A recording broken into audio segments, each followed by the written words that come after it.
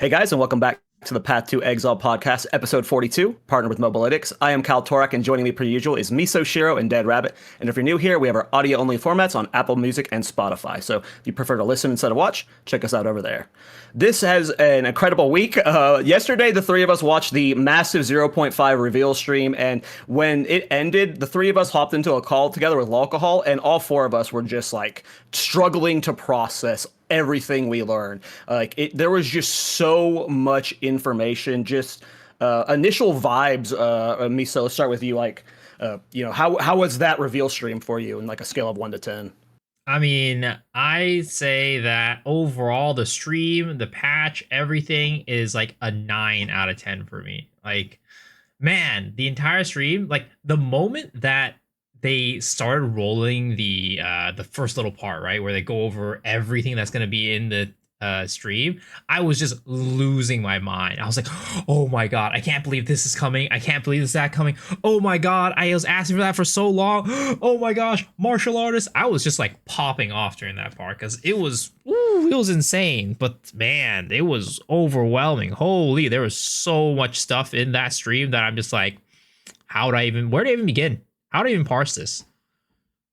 Yeah, it was a lot. My score, I think, yesterday was a 9.5, but I've lowered it to a 9 today as well. Rabbit, what are your vibes right now? I would still be at 9.5. But I'm struggling to think what the 10 would have been. I think it's just like 10 is like literally perfect, I think. And I don't think 10's possible realistically, you know. The last point for me is the swords. That's the last yeah, point like for me. that's why I lowered it for me, was because of no melee weapon. That's personally for me a non-issue, because I personally just never expected it to be that way. That's just a personal thing. I said this today multiple times, and I said this on the podcast. I want swords too. People always like confuse me saying that I'm not personally mad about not getting swords because I had a bigger focus on endgame.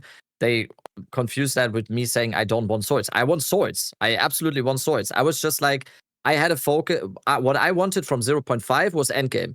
And in terms of what I wanted from this update, I got everything that I ever asked for in this update. That was like an hour and 10 minutes of pure mind blowingness for me. So I didn't really care. It might also have to do with the fact that I'm more of a caster player. I don't know.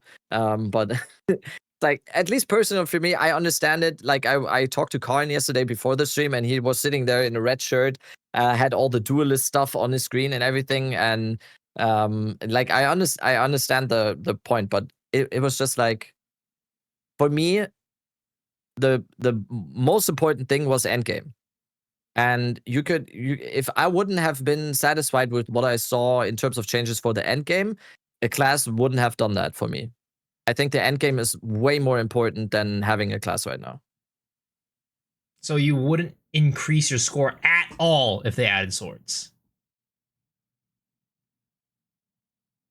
I don't think so. Dang, that's crazy. Because it's based on what my personal expectations were for what it is. And to me, it wouldn't have really done anything, because I said this time and time again on the podcast. If a class for me doesn't do anything for what I want, for what I see as the biggest issue in PoE2 right now, before this announcement yesterday, and for me the biggest issue was the endgame loop. So class doesn't do it for me, because that will come eventually, and we know that's gonna come. But I was shooting, and I wanted to see the end game thing. So, like, I completely understand if that is something like completely different for someone else, but for me personally, swords wouldn't have brought it over the edge.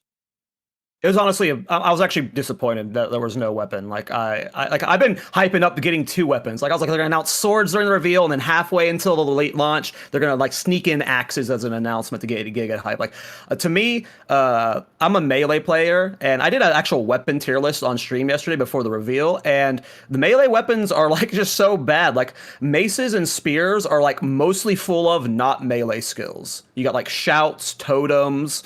You've got most of the spear stuff is range stuff or utility stuff. And quarterstaffs is the only complete melee archetype we have. I actually think quarterstaffs like are a really good melee archetype, but they're the only one that really feels like a good complete melee archetype.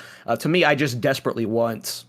Like it's a big addition for me personally, getting another melee archetype. But that is like very personalized to me, as it is to you in this situation, where it doesn't matter to you. It's like very personal to me. Like I just like a lot of enjoyment would come from getting a new melee weapon. Like a lot of enjoyment, almost as much enjoyment as a whole endgame rework, to be honest. What I will say in terms of that, what I just said was kind of strictly speaking in terms of 0.5. If we think about it retroactively, even I can admit it's kind of crazy that we only have maces so far. If you take out the quarterstaffs, and also for the 4 remaining classes, all 4 of those remaining classes are kind of melee archetypes. Yeah. That even to me that is kind of crazy. Just what I'm saying is it didn't really have something to do for me with 0.5 because my expectations were very clear for 0.5 and I was endgame.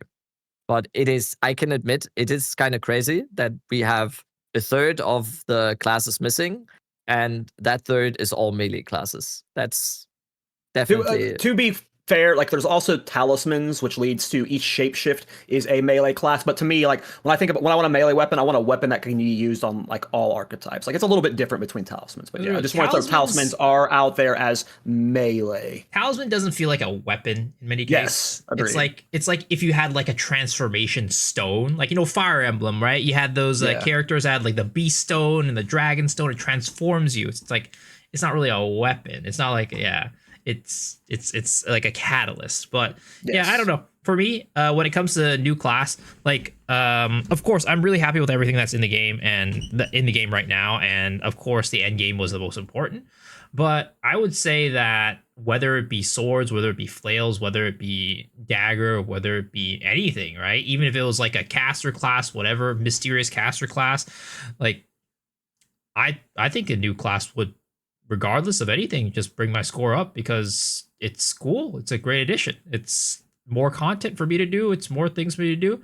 And for me, what I originally predicted that a class would come over a league, because I think that, in my opinion, a lot of like the average players are probably more excited about a class than a league itself, especially when we are getting reworks of every single league mechanic.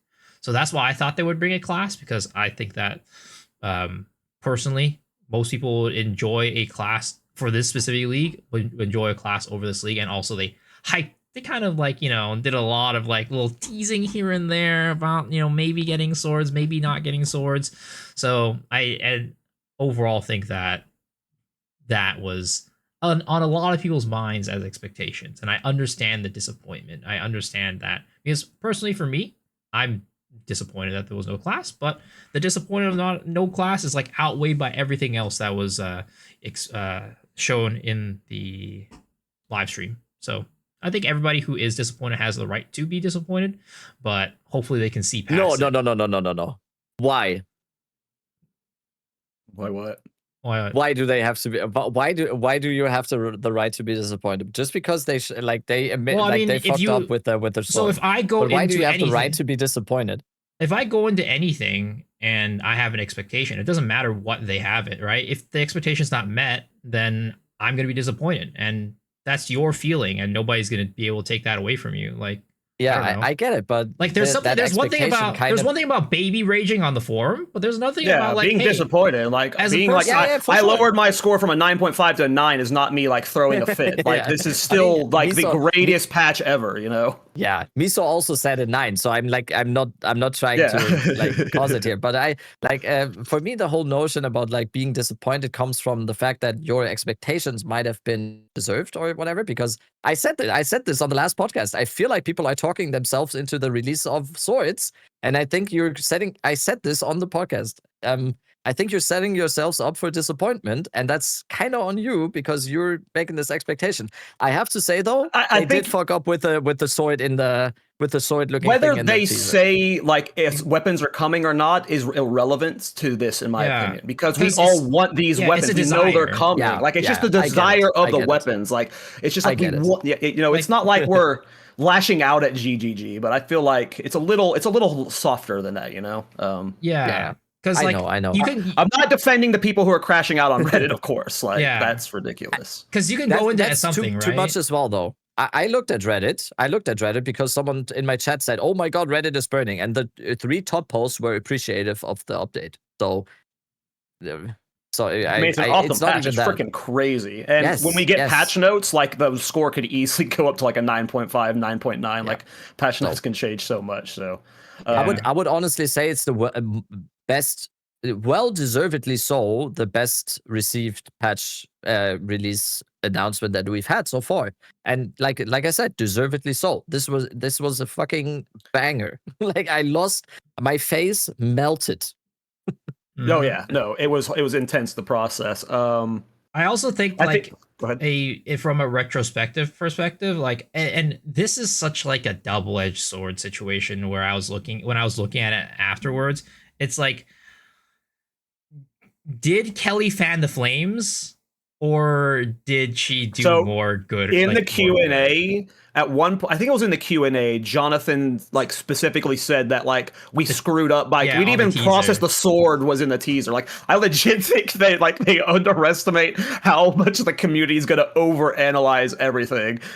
They should. That's on them. Though. That's on them. They shouldn't underestimate. If you put anything that is even close to looking like a sword in the people were analyzing Twitter posts from like birds and trees and like pyres, and like if you put anything looking even close to like even looking a tiny bit like a sword in a teaser of 3 teaser for the game, that's on you, GG. Like champion is like a generic champion's like a generic fantasy term that you just describe like a hero or something with, and they just like use champion, and they literally had to be like, no, not champion, not like they probably didn't even think about that because champion probably didn't even process like with being the skill when they wrote the script. And even saying no champion is acknowledging, like in a way acknowledging like, hey, champion swords, and then people would like extrapolate that like, oh, they're being cheeky, aren't they? Like, when looking at it back afterwards, part of me is like, I wonder how much of this, like, it would have been a lot of people disappointed regardless, but like, I wonder how many more people got fueled by that and decided like, wow, with all these things that they're happening, it can't be a coincidence, right, that they're not bringing swords. So I think like there's a lot of factors that go into it. But again, overall for me, anytime you go into anything with an expectation or like a desire, not even expectation, like a desire, right? You walk into a movie, you hope that movie is about this and it's not about that, and you get disappointed. You walk into the patch, you hope they add life on the tree, they don't add life on the tree, you get disappointed, right? But again, there's a difference between disappointment versus baby rage. Yeah, absolutely. I'm just curious when we're going to start holding content creators responsible. It's our fault for overhyping the community. Yep, it's talkative try. That talkative try guy. Oh, I can't believe that put guy. Into everyone's heads that these weapons were coming, and it's all his fault. Or comments that we actually see. It would have been like the second coming of Jesus Christ in this patch. Like everything was confirmed. Not quite that. No, I like how Miso took himself out of there because he's like, I'm drinking my coffee. Me hyping up swords? I mean, I put on my list that I didn't think swords were guaranteed. That's all. I've been saying 2 weapons are coming, so I'm like the prime offender. I've been giga overhyping it, so... Listen, it's what I want. I didn't know. Like it was always just fake speculation, you know? Like we already said, it's like... expectations can be high if you have specific expectations that are most likely a personal opinion of yours or a personal preference of yours. There is a high likelihood that you will get disappointed even if the overall product that was delivered to you is amazing. You will have these like little nooks and crannies where there's this very specific type of disappointment. And I get that. I just like personally I just didn't feel it on this one. I think this was a home run. And I think we can move on from swords now. Yes, agreed. Patch notes is in 2 weeks, which is cool. We are going to at least get a week to mess with those. not much else to say there. Jonathan also did say that this is the largest patch, like outside of the launch of PoE 2, this is the largest patch they have ever done, which is, I mean, you can feel it. It feels like we're getting 4 to 5 leagues in one patch, which is just crazy. Let's start with the league mechanic. It is called Runes of Aldur. There is a lot to this. I overall really liked, there's an insane amount of player power with it. The only red flag I had was with the Runic Ward as a life layer. And then they clarified in the Q&A that they made it seem like it was almost a cheat death system in the trailer, and that's not how it is. It's just an extra life pool, which I still have some I'm curious how it's going to play out. This, it's a little bit of is that going core? If so, are we going to be having to use Rune as a defensive layer forever? Or is this a borrowed power system that's going away in the next league? That's where most of my concerns come from. Otherwise, this system seems insane. It seems like we're getting so much player power from it. Let's start with Rabbit. What are your thoughts on just the Runes of Aldur at first glance? When I watched the stream yesterday, I think this was after the trailer. It was the first thing they showed, right? And I don't think I've ever seen them show in either PoE 1 or PoE 2 ever show just the league mechanic for a specific league for 22 minutes or whatever it was. That was crazy. It looks to be a Swiss Army knife of everything. We get crafting, we get more variety to the end game. We have these systems of exploring the ocean and going into maps. They kind of said it's Delve-like, even though I failed to see the more challenging progression in terms of difficulty in it a little bit, because it didn't seem to me that just because you progress onto more islands, it's going to get progressively more difficult. But I think we will see that in the end. It just has everything. I think the league mechanic for the campaign looks amazing, because it's basically what we have right now for the campaign, with getting all these bonuses, but now we can just choose them. Like I already said, the crafting is going to be insane, especially paired with the already existing Vaal tempo crafting, or the Vaal currency that we have already. There's going to be insane items, I think. I have the same reservations like you do a little bit about the rune system with the extra. It's basically just extra life beneath your life. I didn't really get, I don't really get it, and I get it at the same time, because they want to do something cool and new. I just feel like, yeah, that's a very simple idea, kind of packaged in a little bit of a weird way, because it could have also just been more life or something. I don't know. To me, it just seems like, oh yeah, damn, energy shield and then life, and then we have a little bit more energy. So, but overall, this is one of the craziest league mechanic announcement I think I've seen so far. There's everything that we've seen looks to be absolutely amazing. Just in that league mechanic, I'm just talking straight what we see in that league mechanic. So yeah, Miso probably has some more. Yeah, I mean, it's a very interesting league mechanic for one. I think there's more to it than we even can see from the surface. Like, for example, when we talk about going core, I have a feeling that it is not going to go core on its own, because it's so intertwined with expedition that if you think about it going core with an Atlas tree, does that mean in the future, if you want to be doing expedition as your main farming, you'll need to upgrade both the expedition and the Runes of Aldur tree to be able to maximize on it? And that just sounds like too much to me. I think that in the future, it'll probably get melded together with expedition, and that's how it's going to be going forward. Right now, it's set out as separate things because they have to have the new league, but then when we go forward into the new league, into the 1.0, I feel like it's going to get melded into expedition, and we'll just get a 2-in-1 there. But when it comes to the league itself, I think that, I don't know, there's multiple parts of me thinking about this, where I'm excited about the new league mechanic and what the potential brings, and all the things that it can craft. What are the limits? Can we craft a mirror? Can we craft a Hinacor's lock? How far does it go? But on the other hand, I also think about it as a map mechanic. Do I like this map mechanic? And if it ends up being a situation where you need to stand there for a certain period of time to put in all your runes and like, you know, do all these things, and it really disrupts the flow of mapping, then I'm like, this kind of reminds me of Expedition. I don't know if I really like that much. So we'll have to see. I go into it, of course, I'm excited about everything, but when it comes to the league mechanic itself, we'll see how much fun it is to do. And it kind of brings in one of my biggest complaints, and this is going to be my soapbox for 0.5. It kind of really amplifies the issues of the socketables. That it adds 160 runes, and man, I have that is going to be my soapbox for 0.5 because I think the socketable system right now is a mess.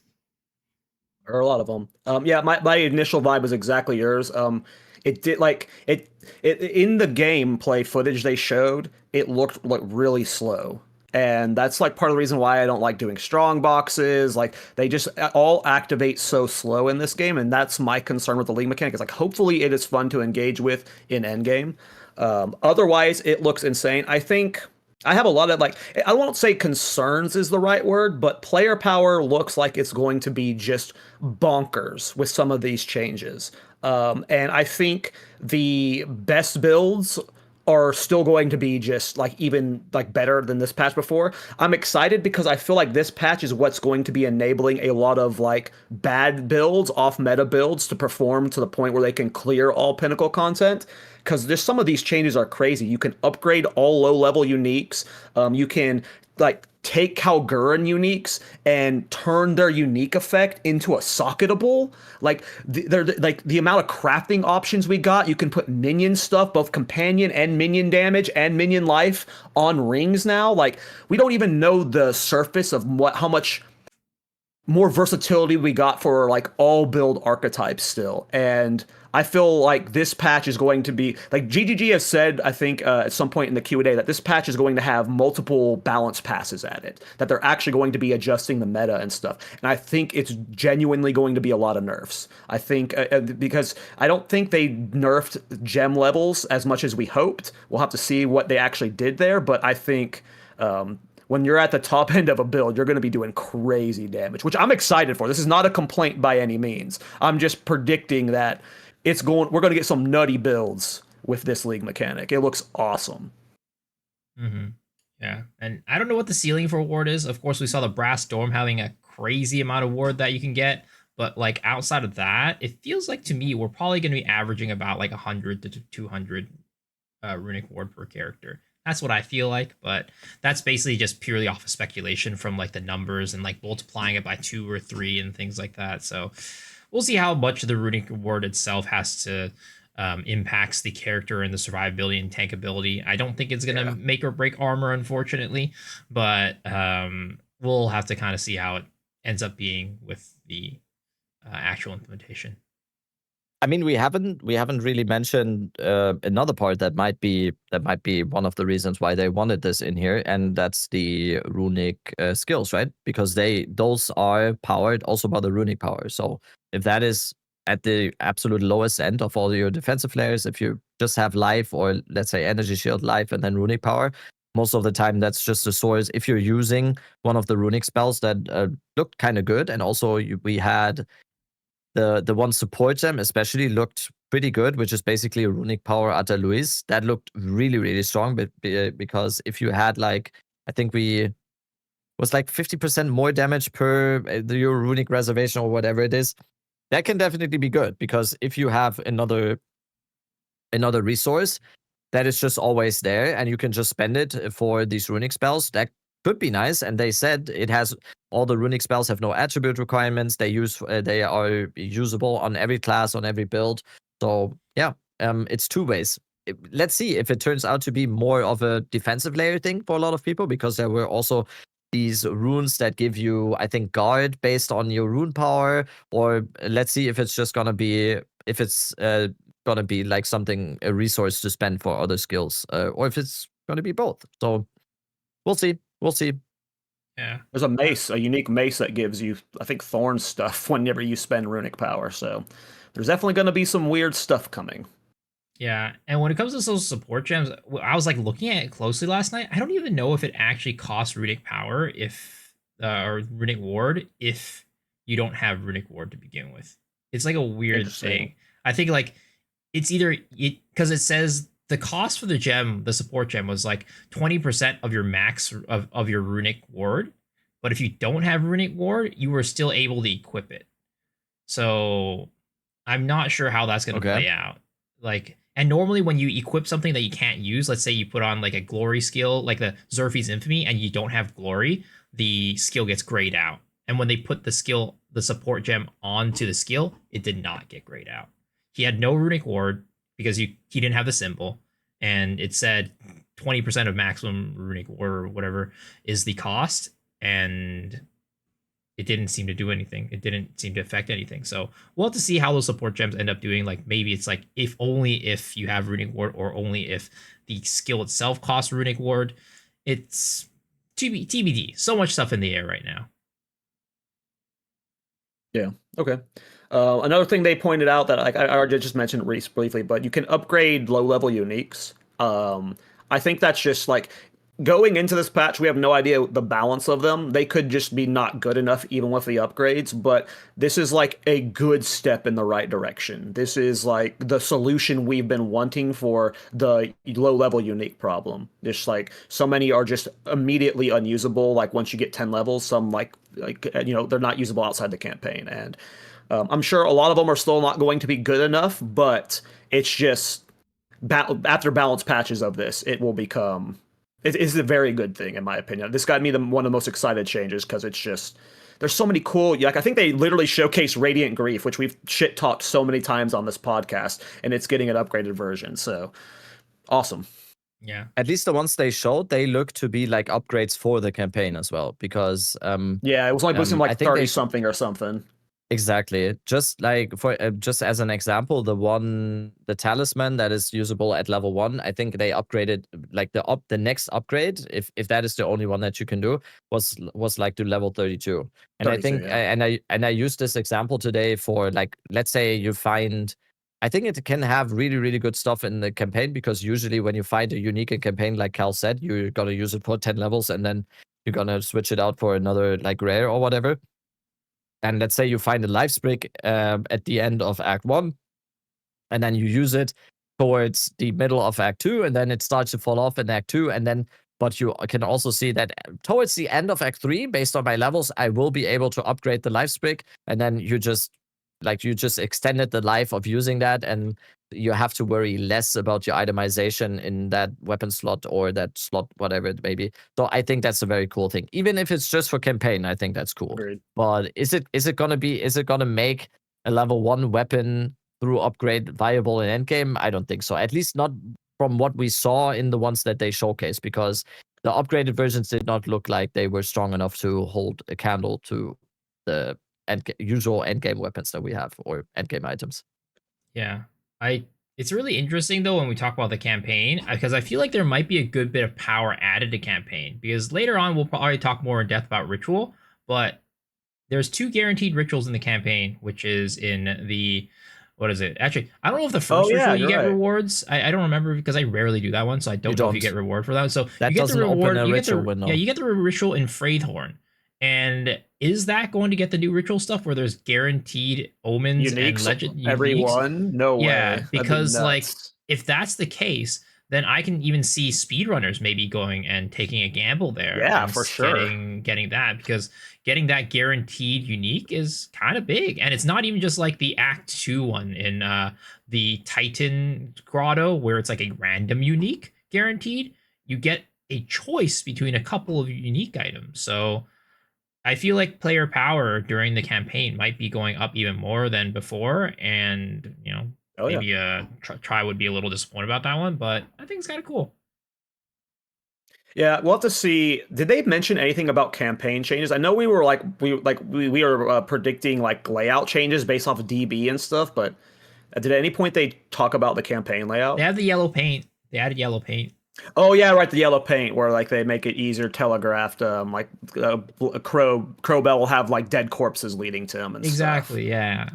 which I think is the way that they've implemented it, I actually like quite a bit, because though I think the whole complaint about yellow paint is that like it feels very out of place, but the way that they've implemented all these are like very accurate to the lore, kind of like, you know, the corpses, which really fits with like the crow bell and the environment and everything. And from what I can tell, it seems like unless you get super lost on some of these, you might not even be using it most of the time. Because, like, for example, the one with the camp in Act 3, where it's like, oh, you go to this, like, person in the camp, you talk to her, she'll, like, point the way out and reveal it on your map. Like, how often do I even come across that camp in my campaign runs? Maybe 30% of the time. So it's like, it's more of a thing to help people who are extremely lost, from what I can tell, rather than something that's going to be, oh, you're now just going to be looking for these things every single time or something like that. But it's good. I like the update. I like the change. Yeah, I think it's the only one that I remember as well. Anything else about the runes of Aldur? I mean, until we get more information.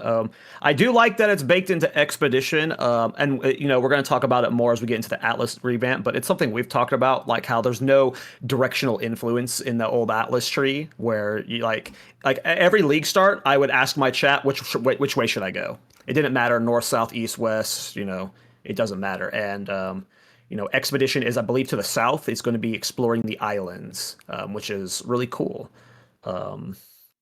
Yeah, let's talk about the Endgame Atlas revamp. They have fixed points of interest. They've changed so much about it. They've made it more deterministic, to where it's like you're guaranteed to get your first Arbiter of Ash. The fortress mechanic seems really cool. It's triggered by when you complete your first tower, and then you get these fortress sections. And these fortress sections are how you're getting your Atlas passive points. And they've set it up in a way where you can, like, if you don't want to like full clear the area, you can just like go straight for the boss, kill the boss, and then you'll get all the points for that area, and you can move on to the next area. It's really interesting. It was not the direction, like, I don't think anyone was predicting. This is really cool implementation. What are your guys' initial thoughts on just the whole Atlas overhaul? Let's start with me. So I think it was absolutely insane. That was the part that I was just like, wow, there is so much in this update right now that I just can't wait to get into it. When it comes to like adding the different locations on the Atlas point, I will see how, or on the Infinite Atlas. I'm holding my withholding my judgment a little bit about that, because it feels like, you know how right now we have basically one hub for where you go for every one of your league mechanics, right? Where it's like, if you want to go do the Breach Lord, if you want to go do Zesht, you put it all in that little well. If you want to do the King of the Mist, you put it all in that well, right? It's like one centralized location, but now they split everything up to where it feels like it might be a little bit confusing. We'll see. But other than that, it looks really, really cool.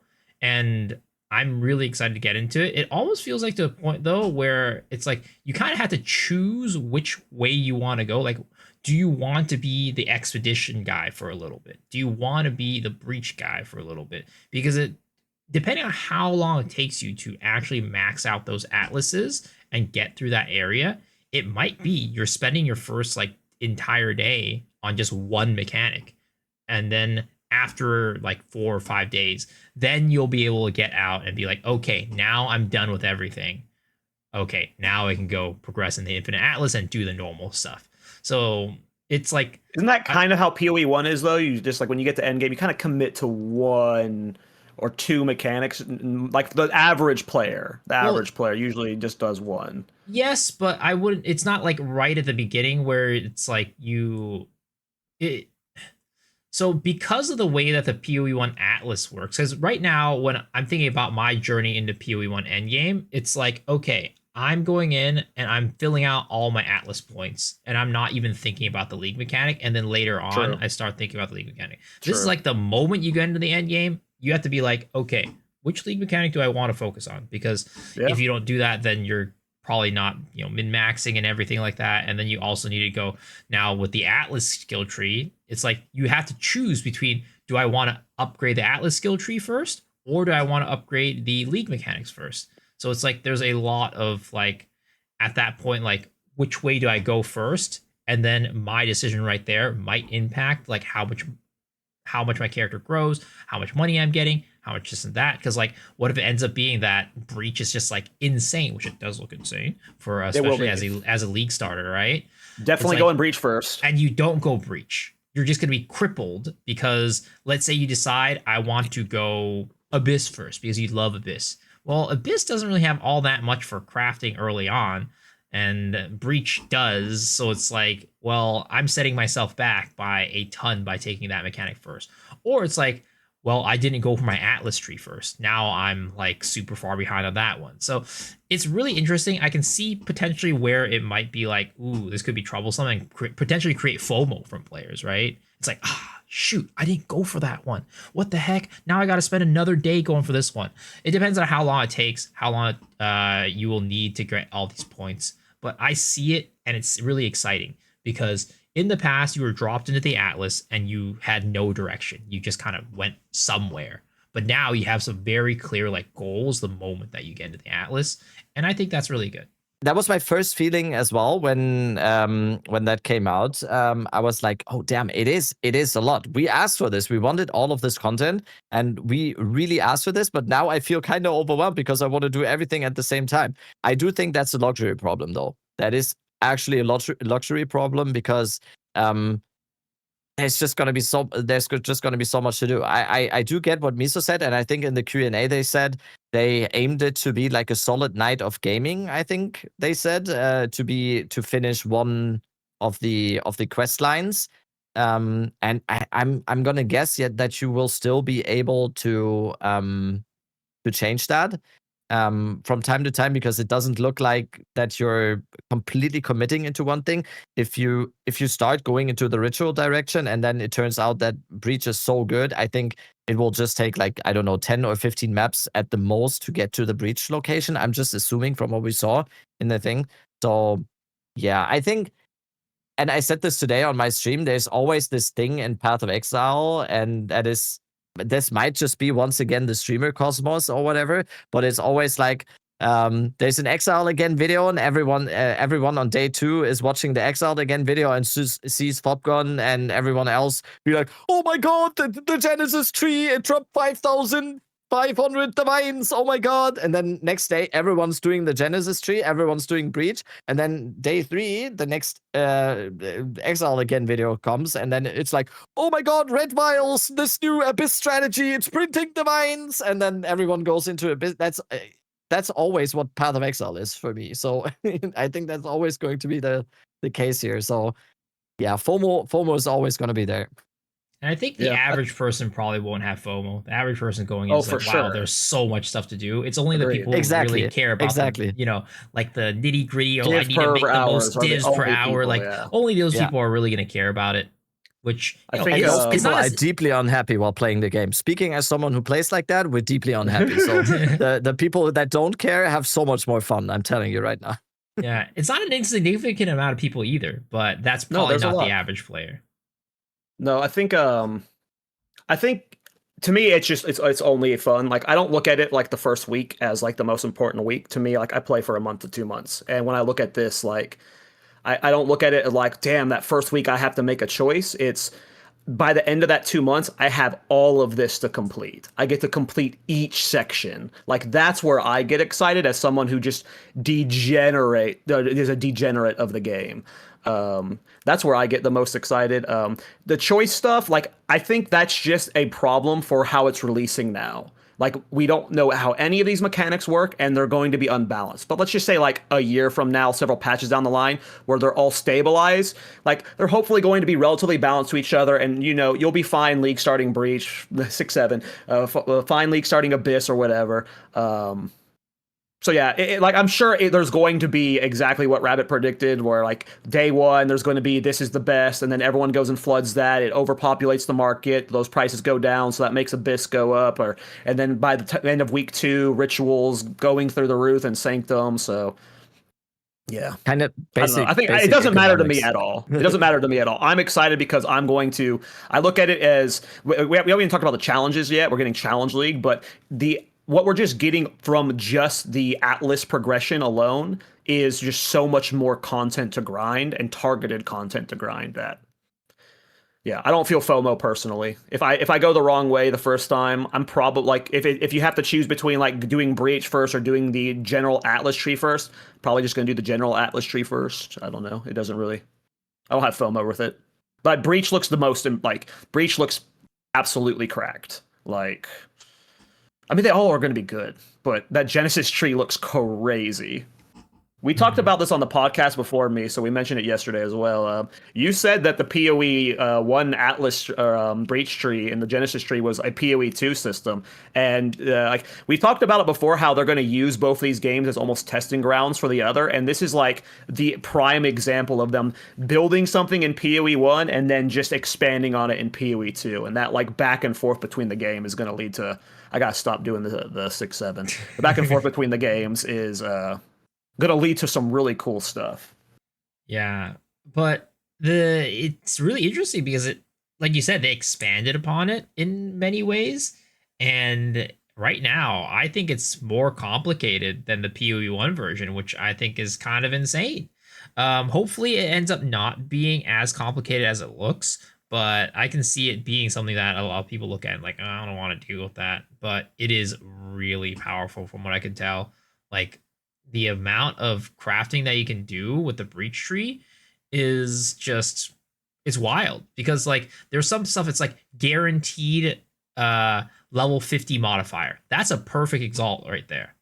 Like it's like guaranteed resistances on rings and then guaranteed that those resists will be above a level 50 modifier. I'm just like, for early game crafting, that sounds insane. Like going into the early end game, it's like, what the heck? It's basically what expedition crafting wants to be. Yeah, it's nuts. Like expedition crafting, I used to be when I got to endgame. What I usually did on my character, I did like a half a day. When I got to endgame on my character, I did like half a day of expedition crafting because that was always a very, very good way to make your character like T1 to T15 ready, or even T15 and above ready, and go on. And I think now the breach crafting just blows that out of the water because you can start immediately, and it's actually just like better expedition crafting. It's crazy. It looks awesome. I want to go back to what you just said, Miso. This is something that got me really excited to talk about. It was in the Chris Wilson interview. Jonathan, I don't want to misquote him, but I'm gonna try and like do my like. He basically said that PoE 2 wasn't aimed at a different audience, which is a discussion point constantly. Why was PoE 2 made? Isn't it supposed to be targeting this different thing? Isn't it supposed to be its own new thing? And Jonathan specifically said that PoE 2 is aimed at the same audience. He was just trying to make a better, newer ARPG. So when we say stuff like, isn't PoE 2 supposed to be the simpler version? That what he just said in that Chris Wilson interview tells me that's not their goal. They're not trying to make PoE 2 the more simpler, approachable version of the game. They're just trying to do better than what they did before. You know, they have a new base of the game. They're just trying to make it as good as possible. And if that leads to complexity, they're down for that. They're just trying to make, in their eyes, the best ARPG they can make with this new version. Which, like, we always go back, like, it's not just us, but, like, even more, like, there's this argument from side of the community that isn't PoE 2 supposed to be, like, a completely new genre of ARPG, completely, like, just, like, this whole new stuff? Why is it always mirroring PoE 1? And I just, to me, at this point, I'm convinced that that's never been their philosophy. They're just trying to make as good as ARPG as possible, and if it gets complex, they're okay with that as long as it fits into the package. For me, when it comes to a better ARPG and fixing some of the stuff that they, making the game better from PoE 1, I think part of that is new player onboarding. I've always been on the side of the audience is the same audience. Like the type of player that they're looking for is the same. But the difference is that they're trying to target the people who look at PoE 1 and like they hit a wall. They're like, there's so much stuff. This is crazy. This is unapproachable, right? They might be grinders. They might be people who are going to go crazy in PoE. But like, because of this huge barrier to entry, they end up So stopping and be Jonathan, like, I don't want to like interrupt you, but Jonathan specifically says he does not think the complexity is the reason most people don't want to it's play. not about This is what his complexity. words. It's not He about says it's just because complexity. it's specifically because it's old. Yeah, it's like not about the complexity, most though. reason that one wants to play, like new players aren't gravitating to PoE1 is because it's a 15-year-old game. That is like his words why he thinks it's that way. The 15-year-old game is what creates all these layers of like all these barrier of entries, right? I'm not talking about complexity going down. I'm talking about the ease of access, the ability, the barrier to entry, the ability for a player to ramp up in terms of like being able to join at a point, being able to slowly gain that knowledge to be able to get to that level of complexity. It's about basic ease of access. It's about I'm not necessarily intuitiveness. disagreeing with you, but Jonathan specifically says that he thinks the biggest thing is like the reason most people don't approach PoE1 isn't that. It's just strictly because it's old. That was like his words. You know, I agree with what you're saying absolutely, but I'm just, you know, that's from what Jonathan said, is he thinks it's the main reason. Like, I think that's what actually Chris was trying to say to him. And he interrupted Chris and was like, no, it's because I think the main reason is just because it's an old game. And people are like, I don't want to learn an old game, which is fair. There's a lot of old games that I don't want to play, despite how good people say they are. Like Diablo 2, I don't want to play it anymore. Some people love playing it, but it's old to me. I mean, there's also the thing of like, at least, again, this is the way that I see it. There's so many design choices that they made into the game that are trying to break down those barrier of entries, because like he literally says he doesn't want like knowledge to be a thing that's preventing player power at some points of the game, right? When they nerfed the lightning rune or whatever, where he's like, yeah, I don't want it to be where a player knows to slap this lightning rune on and they just become crazy powerful versus a player who doesn't. That's something that exists in PoE1, and that's I think a core tenet of PoE1 of knowledge equals power. But it seems like in Path of Exile 2, at least in the early parts of the game, which is where you want to be onboarding that player, right? So it's like he could say one thing, but his actions, to me at least, speak another in a way where they do, again, they want to target the same player, but they just want to lower that barrier to entry. Well, I think that's fine, but that's a different statement than PoE 2 was designed to be, you know, its own brand new evolution of the genre, right? Which I feel gets argued way too often. Thoughts, Rabbit? I really like the whole part about just trying to make a good game. I like simple stuff. I try to not wrap my head around too much about like things that are probably very simple mostly in the end. The same thing as always attributing maliciousness instead of just stupidness. Most of the time when someone is being you assume someone is being malicious, most of the time they're just stupid. So this, like in this case in this case it is just like it's probably that simple. Just like they are just trying to make a good game, and they are, in my opinion, they're succeeding in 99% of cases. Like I'm completely disconnected from PoE2, PoE1, ARPG genre. Just in a vacuum, they are really just trying to make a good game. Sometimes stuff goes wrong, sometimes stuff goes right. Most of the time, in PoE2's case, stuff goes right. I think it's always, for me personally, what I always see as very positive when it comes to this type of stuff is seeing the Q&A, and especially Mark being very hypercritical of themselves as well, and acknowledging stuff they fuck up and acknowledging a lot of stuff that they think sucks. Like he is completely blunt about that stuff. He says like he said the Atlas tree, he thought the Atlas tree sucks. In this current Q&A, he listed a bunch of stuff that he still thinks are not there yet. Defensive layers is still on his number one spot, he said. There's a bunch of stuff in terms of bosses in the game that he says is not there yet. So if we have people at the helm of the studio that are this hypercritical of themselves and are willing to be critical of themselves and be reflective about what they are doing and admitting mistakes and trying to do their best and caring about what product they're putting out, I'm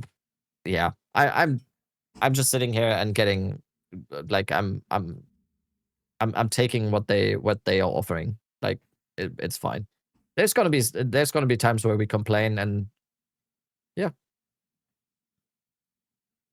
I mean, I'm not. I don't know. complaining. It's like I was this just is putting. I thought it was a good point. I thought it was a good conversation between Jonathan and Chris. If you haven't seen everyone it. that is interested Absolutely. in this type of stuff should watch that interview. That amazing fucking interview. Amazing interview. Yeah. That was awesome. And Last I thing think about that the end. answer that Jonathan gave there was incredibly based overall. Mhm. Last thing about the Atlas revamp is they are introducing Atlas Masteries.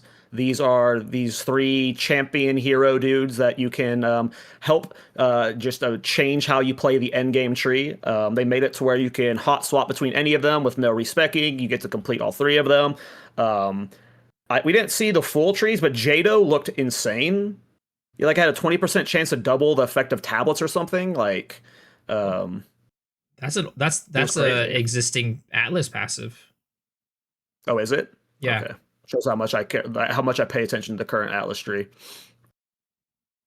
But yeah, no, it seems like it's going to be extremely powerful. It seems like there's some cool synergies that you could even think about in those specific ones. Like I saw they had one where it was like a wisp and boss strategy plus like, and Yeah, it's that one looked probably cool. pairs with really well with ritual, where you're running ritual, you have random rares turn into bosses. The wisps only go on to the bosses, and then you're going to be just like uber juicing your rituals with a bunch of bosses. So that even with just things like that, it seems like there's gonna be a ton of synergy within the specific ascendancy itself. Yeah.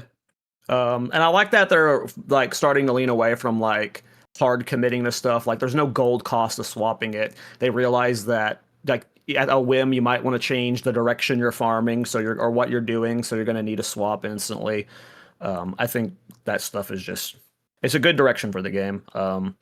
It's interesting. We'll have to see how they're balanced. But yeah, just I guess the way you're explaining it, just another layer of passives that you can hot swap. Um, Upgraded endgame leagues. Well, Which ones are you? before we Go move ahead. Go on, ahead. we have not talked about like the Atlas tree at all, like the passive Atlas Oh passive yeah, tree. that's crazy. Yeah. Like they have done so much to change that, and it's in my opinion, completely different from their approach for Path of Exile 1 and even the old Path of Exile 2 tree, because we are now able to get every single node on the tree. Now, for the league mechanics, I'm not sure if that's the case. The points, I was like analyzing the points and they were super wonky. Like Delirium has 31 nodes, and at some point it had 36 points, but then later on it turned into 31 points maximum. So I don't know if I could fully trust the amount of points they have on every single tree. So I don't know if we're going to be able to get every single one of the nodes for the league mechanics, but at least for the regular Atlas passive tree, they have said that yes, you will be able to get all of these points, which to me is very anti GGG, because GGG has always been about, hey, we're giving you player agency to go and develop strategies, develop ideas, develop these builds for you to go and explore the map with.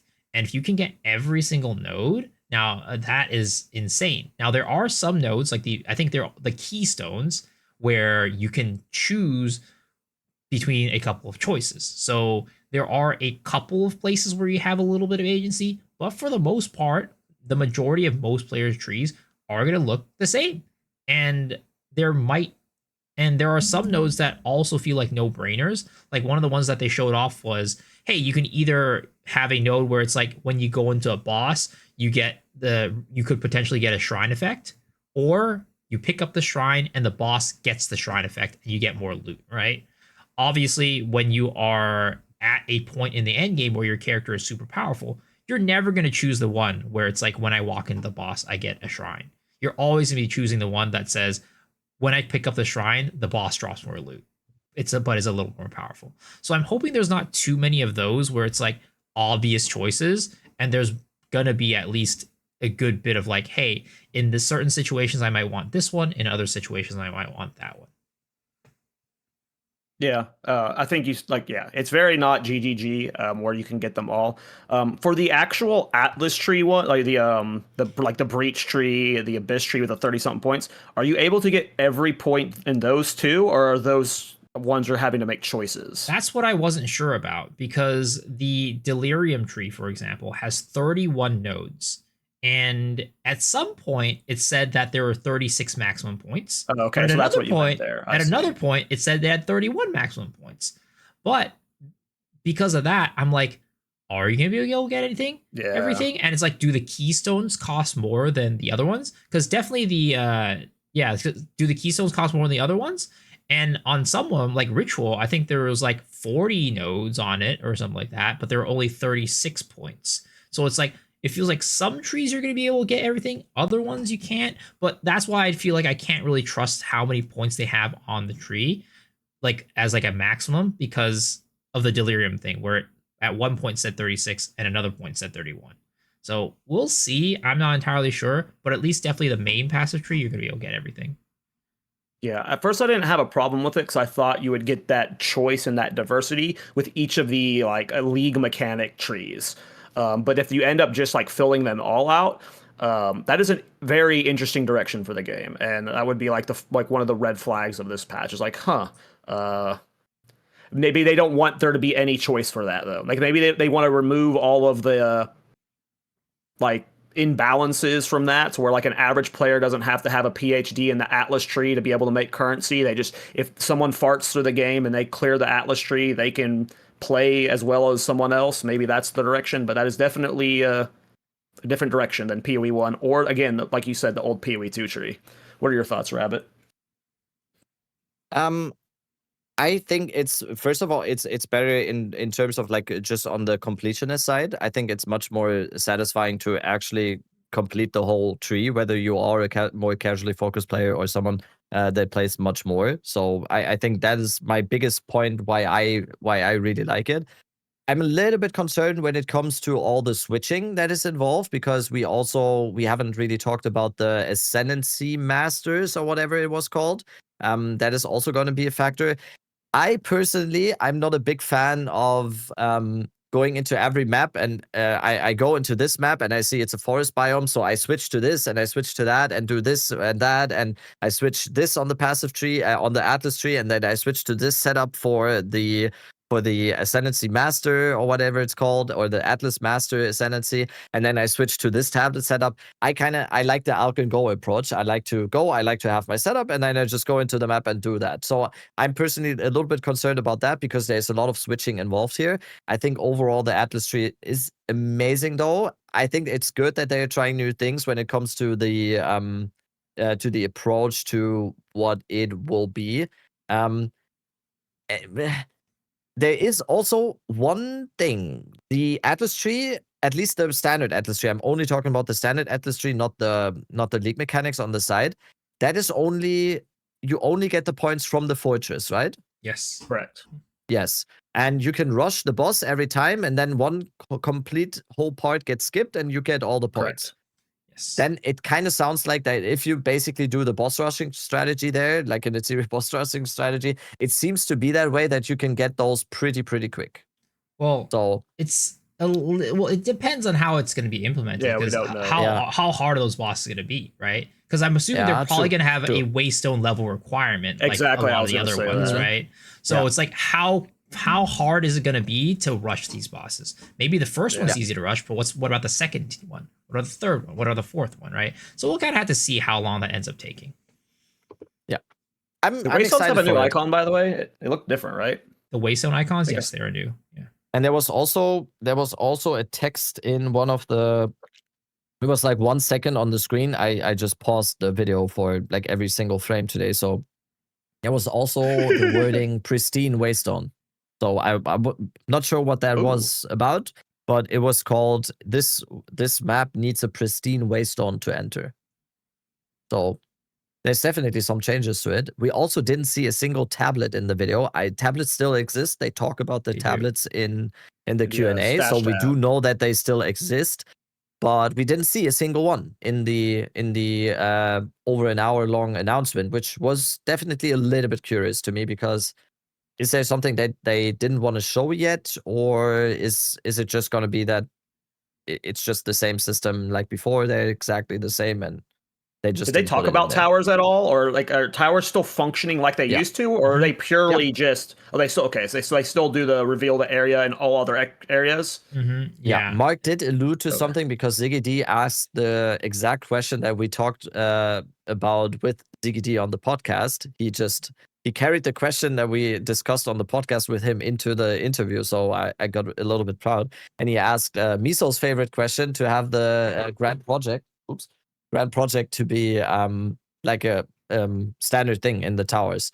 And Mark said that he was like not sure if it is functioning like that, but he said like there is something like that happen. Like there is apparently some kind of thing happening. He Yay! was very vague about it, so I'm not like I'm not sure about it. It was very vague, but there is at least something. I Hell think. yeah!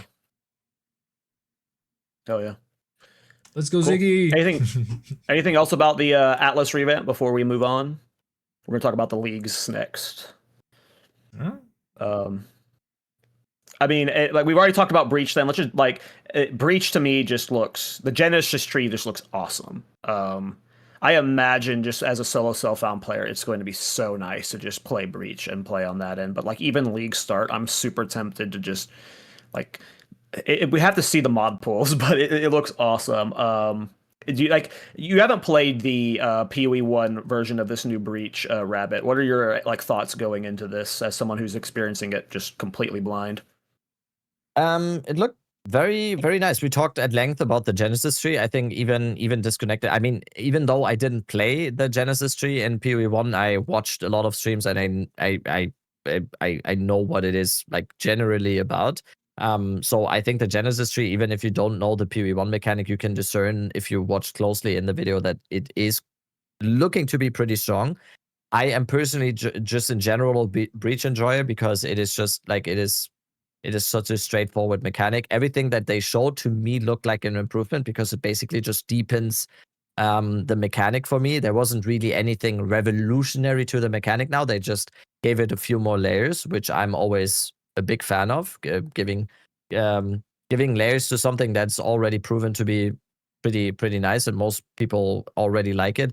And just giving it more depth is always something that I will always like. So to me right now, it just seems like just like a general improvement. I'm excited for the new Breach bosses.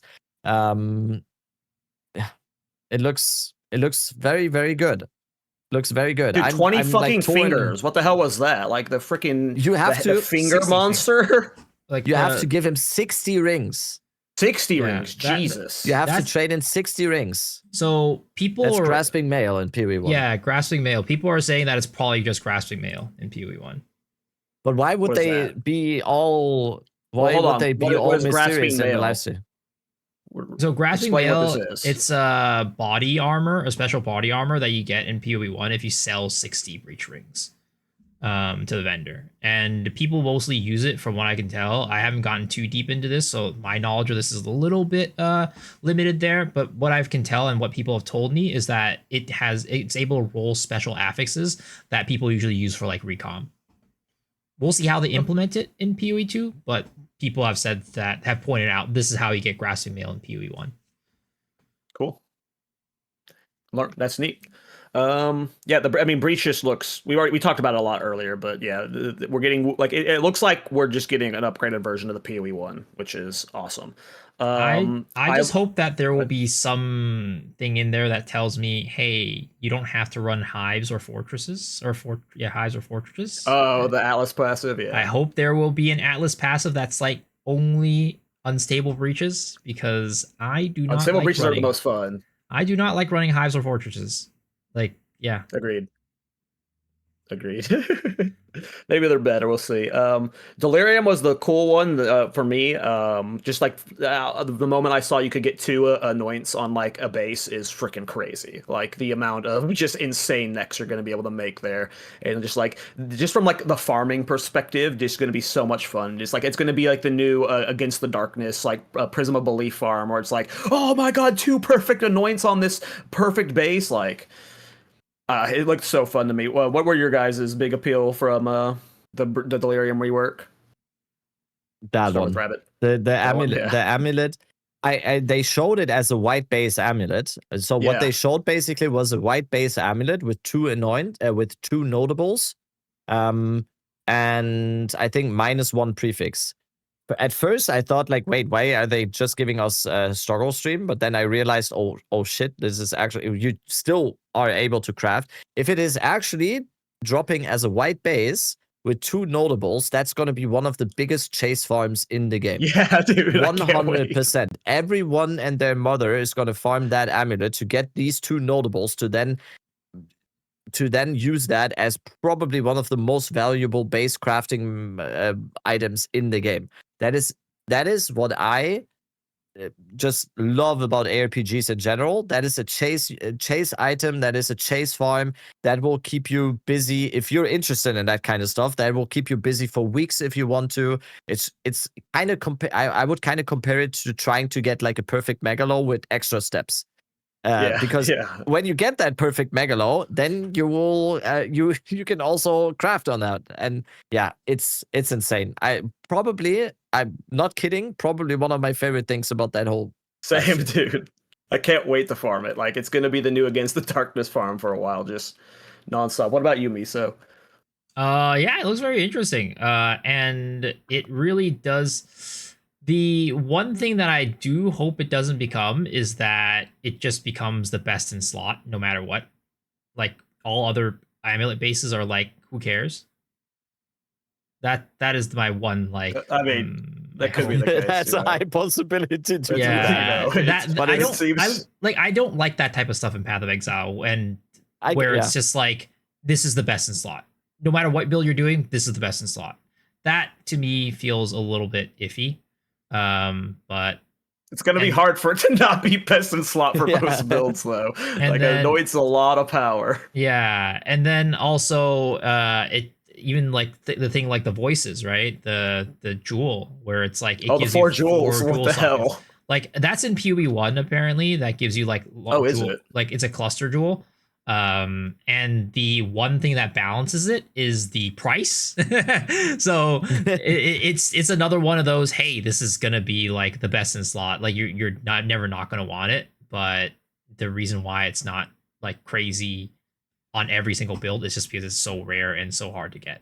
So maybe that's gonna be the case with the amulet as well, but we'll see.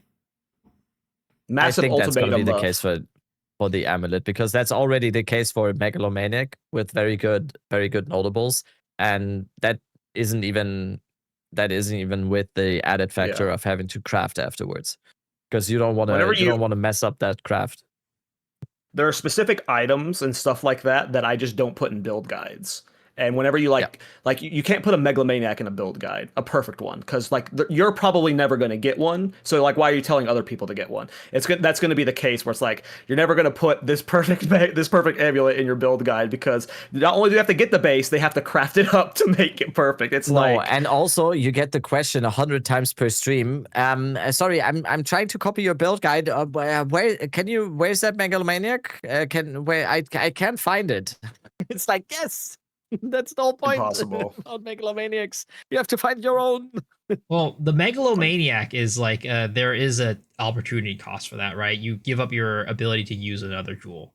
Whether it be a rare one or maybe another unique one, right? But the amulet isn't really an opportunity cost, because what are you really losing? Sure. You're losing the little bit of stat and then one prefix, right? Which is nothing. It's absolutely nothing. For an two notables, So you're talking about getting like some of the best ones on the tree, like GG. So there's pretty much no opportunity cost for that. So it will be just like, hey, if you can get it, it's going to be the best in mirror item. Yeah, it's just like a +2, like a +3 proj amulet with barbaric strength and vulgar methods or something. Yeah, exactly. Yeah, okay, dude. I think that's best in slot. Yes. Yeah, it's cool though. You can also put distilled emotions on jewels now. I mean, I'm all for more jewel crafting. We'll have to see what modifier options we get there. I believe we're getting a new Pinnacle boss as well. I don't think we're getting a new Pinnacle for Breach, but we're getting one for Delirium, correct? Yeah. Yes, Breach is getting a bunch of That like was the little the small bosses, Mini bosses, yeah. like the fortress bosses, I think, from PoE1. But for Yeah, that duo, right? For Delirium, we are getting a new pinnacle boss, which it seems like Simulacrum. I wonder if Simulacrum farming is still going to be a thing. Like, is it going to be as good as it was? Because like it right now, Simulacrum is like the pinnacle, but it seems like Simulacrum right now is like the way that you get the access key for the pinnacle boss. So I wonder if they're going to scale the drops at all for Simulacrum to where it's like, oh, maybe you're not making AFK Simu builds anymore. It just depends. Like, I think if Megalomaniacs are always tied to Simulacrum, there's going to always be a value to farming it. But I agree. Yeah, I don't know. There's a lot of changes there. Something about Grand Mirrors as well. New bosses. What were Grand Mirrors? I wrote that down, but I don't remember what that is. I don't remember. And there's so much stuff Same. that I'm just so like, there's Same, literally man. so much to process. I know lost in chat if you know what Grand Mirrors are. I know there's like the Grand Expedition, I think is what it's called, but I don't know about Grand Mirror. I think there's a big mirror you enter in Delirium. Oh, okay, so is that the portal lot from like next Simulacrum boss or something? I don't know. It might be the mirror where you put in the little key for entering the pinnacle boss, maybe. That might be what it is. We'd have to go back. There's so much. I took too many notes, you guys. I've got like this is the biggest. I think I have 4 pages of show notes. Is like usually it's a page and a half. Too much to talk about. We did. Oh, what about Abyss, Miso? Like to me, Abyss. Like I'm not a big Abyss fan. Like when I look at you, like when I think of Miso Shiro, the first thing I think about is Abyss. What are your thoughts? What are your thoughts on the Abyss direction? Well, I mean, before we move on to this, I do want to talk a little about the one more thing about Delirium, about how like we're going to be able to spread Delirium fog right now, which is kind of interesting. I wonder how that plays into with tablets, because is it going to be a very common thing that you're just going to be able to always have this thing that allows you to spread Delirium fog? Because if that's the case, then what's really, I mean, the tablets do give you a boost to Delirium, I guess, but oftentimes when you take the Delirium tablet, you don't really even care about what the mods are. You just want the Delirium in your map. So it's like, if you have this thing that adds the fog to it, like, is that just going to be the de facto way going forward for getting Delirium in your maps? Or like, there has to be a catch. So I wonder how that is going to be and how that's going to be balanced going forward. And there's kind of that thing for Virtual too, but there was no direction for Delirium discussed. That was just like a global one you could apply to the map via tablets. Mm-hmm. Or was there like a specific direction where, like, you know how south is Expedition, I think west was Breach. Yeah, there's gonna be a location for every one of those mechanics. So so Delirium will have a general direction you can go for. Yeah, but I'm more talking about the thing where it's like, oh, you can eat the fruit or something like that, and then it'll spread Delirium across like an there's area. So much shit, Jesus. Yeah, so that to me felt like, oh, now you're just adding Delirium for free, basically. I'm guessing that's if you want to like put Delirium over the Breach section, you could do that. Yeah, but what's the difference between that and putting a Delirium tablet? So maybe they're just completely reworking how the tablets work. I don't know. Yeah, that would be a guess then. Like maybe there's less frequent towers, so you're not able to cake areas as often. I mean, it's hard to know for sure. That's a good question. I have no idea. That is a good point. Any last thoughts on Delirium, Rabbit, before we move on to I'm excited for Delirium. I think Delirium overall was maybe I think most people would say Expedition, but Expedition is kind of in a like unique spot right now because it became the main league mechanic. So I'm just gonna disconnect it from that. I think Delirium was the mechanic that needed the most love, I think, because it has such high potential in my opinion, because it has pretty high value connected to it. It used to be with the emotions, Megalomaniac, Simulacrum. Overall, it was always something that I kind of really enjoyed just because the loot always seemed so good, and it was always something that was like pretty hard of content, and also the instilled emotion on maps always made the maps really challenging, and I always enjoyed that. So yeah, I always just hope that Delirium gets a good amount of love. So I was probably, of all the league mechanics, I was most excited about the changes here.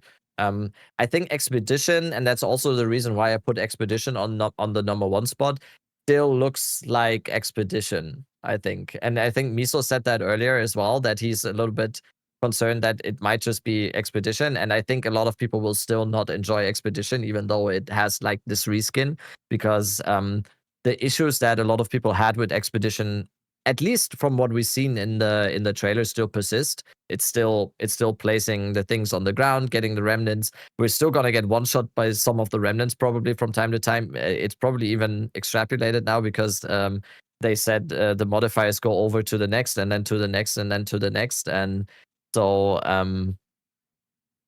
yeah, I'm excited for Delirium. That's my TLDR. I'm excited for Delirium. Yeah, I'm hyper. I'm in talking mood. I streamed for 16 hours yesterday and 17 hours today. I'm just like I'm talking. Okay, it's the. I agree with what your meme. point. I agree with your point that Delirium did lose a bit of its identity when it got removed from putting it on distilling maps. There was very like when I think of like I much prefer, I don't know if it's a hot take, PoE 1 Delirium to PoE 2. Like it's just there's a lot more you can do with how you're changing the maps, as well as like the difficulty juicing you do is crazy different in PoE 1. And I did like that you were making the maps more difficult in PoE 2 with distilling the maps, and we did lose that identity a bit. So it would be nice if that came back. Well, we kind of do have it again. Eating the fruit thing, it as you progress through that, you get more delirious. Oh, okay. Yeah, so okay, it well, hopefully like it leads to. It's kind of like an astrolabe situation from PoE 1. As you clear more, it gets harder and harder, and then adds more mods. Okay, cool. So it's like every one of them, you get more delirious as you go through. Cool. And I guess you can just choose to like end it early if you're struggling or something. Probably, and it'll probably still be there for you to go back. Oh yeah, you could just go a different direction. Yeah, makes sense. That's a good sentence out of context. I didn't register what he said. Let's talk about Abyss. Miso, yeah, talk about Abyss to us. Because I'm not really hyped about the Abyss changes. I was like, oh, okay, the Abyss craters are visually doing on the maps now, but it still looks the same. Well, that I think that's the thing, though. They didn't really talk about Abyss much because there wasn't much change about Abyss. Because they said that the mechanic itself is already like, pretty good. That their whole thing was to rework the old mechanics to match the new ones. And Abyss has already, I'm gonna be honest.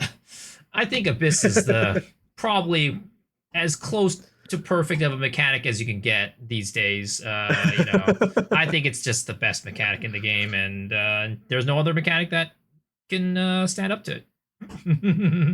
But yeah, I mean, they didn't talk about this too much. There wasn't too many changes. Of course, there's the big Atlas tree change, so we'll see how that affects everything.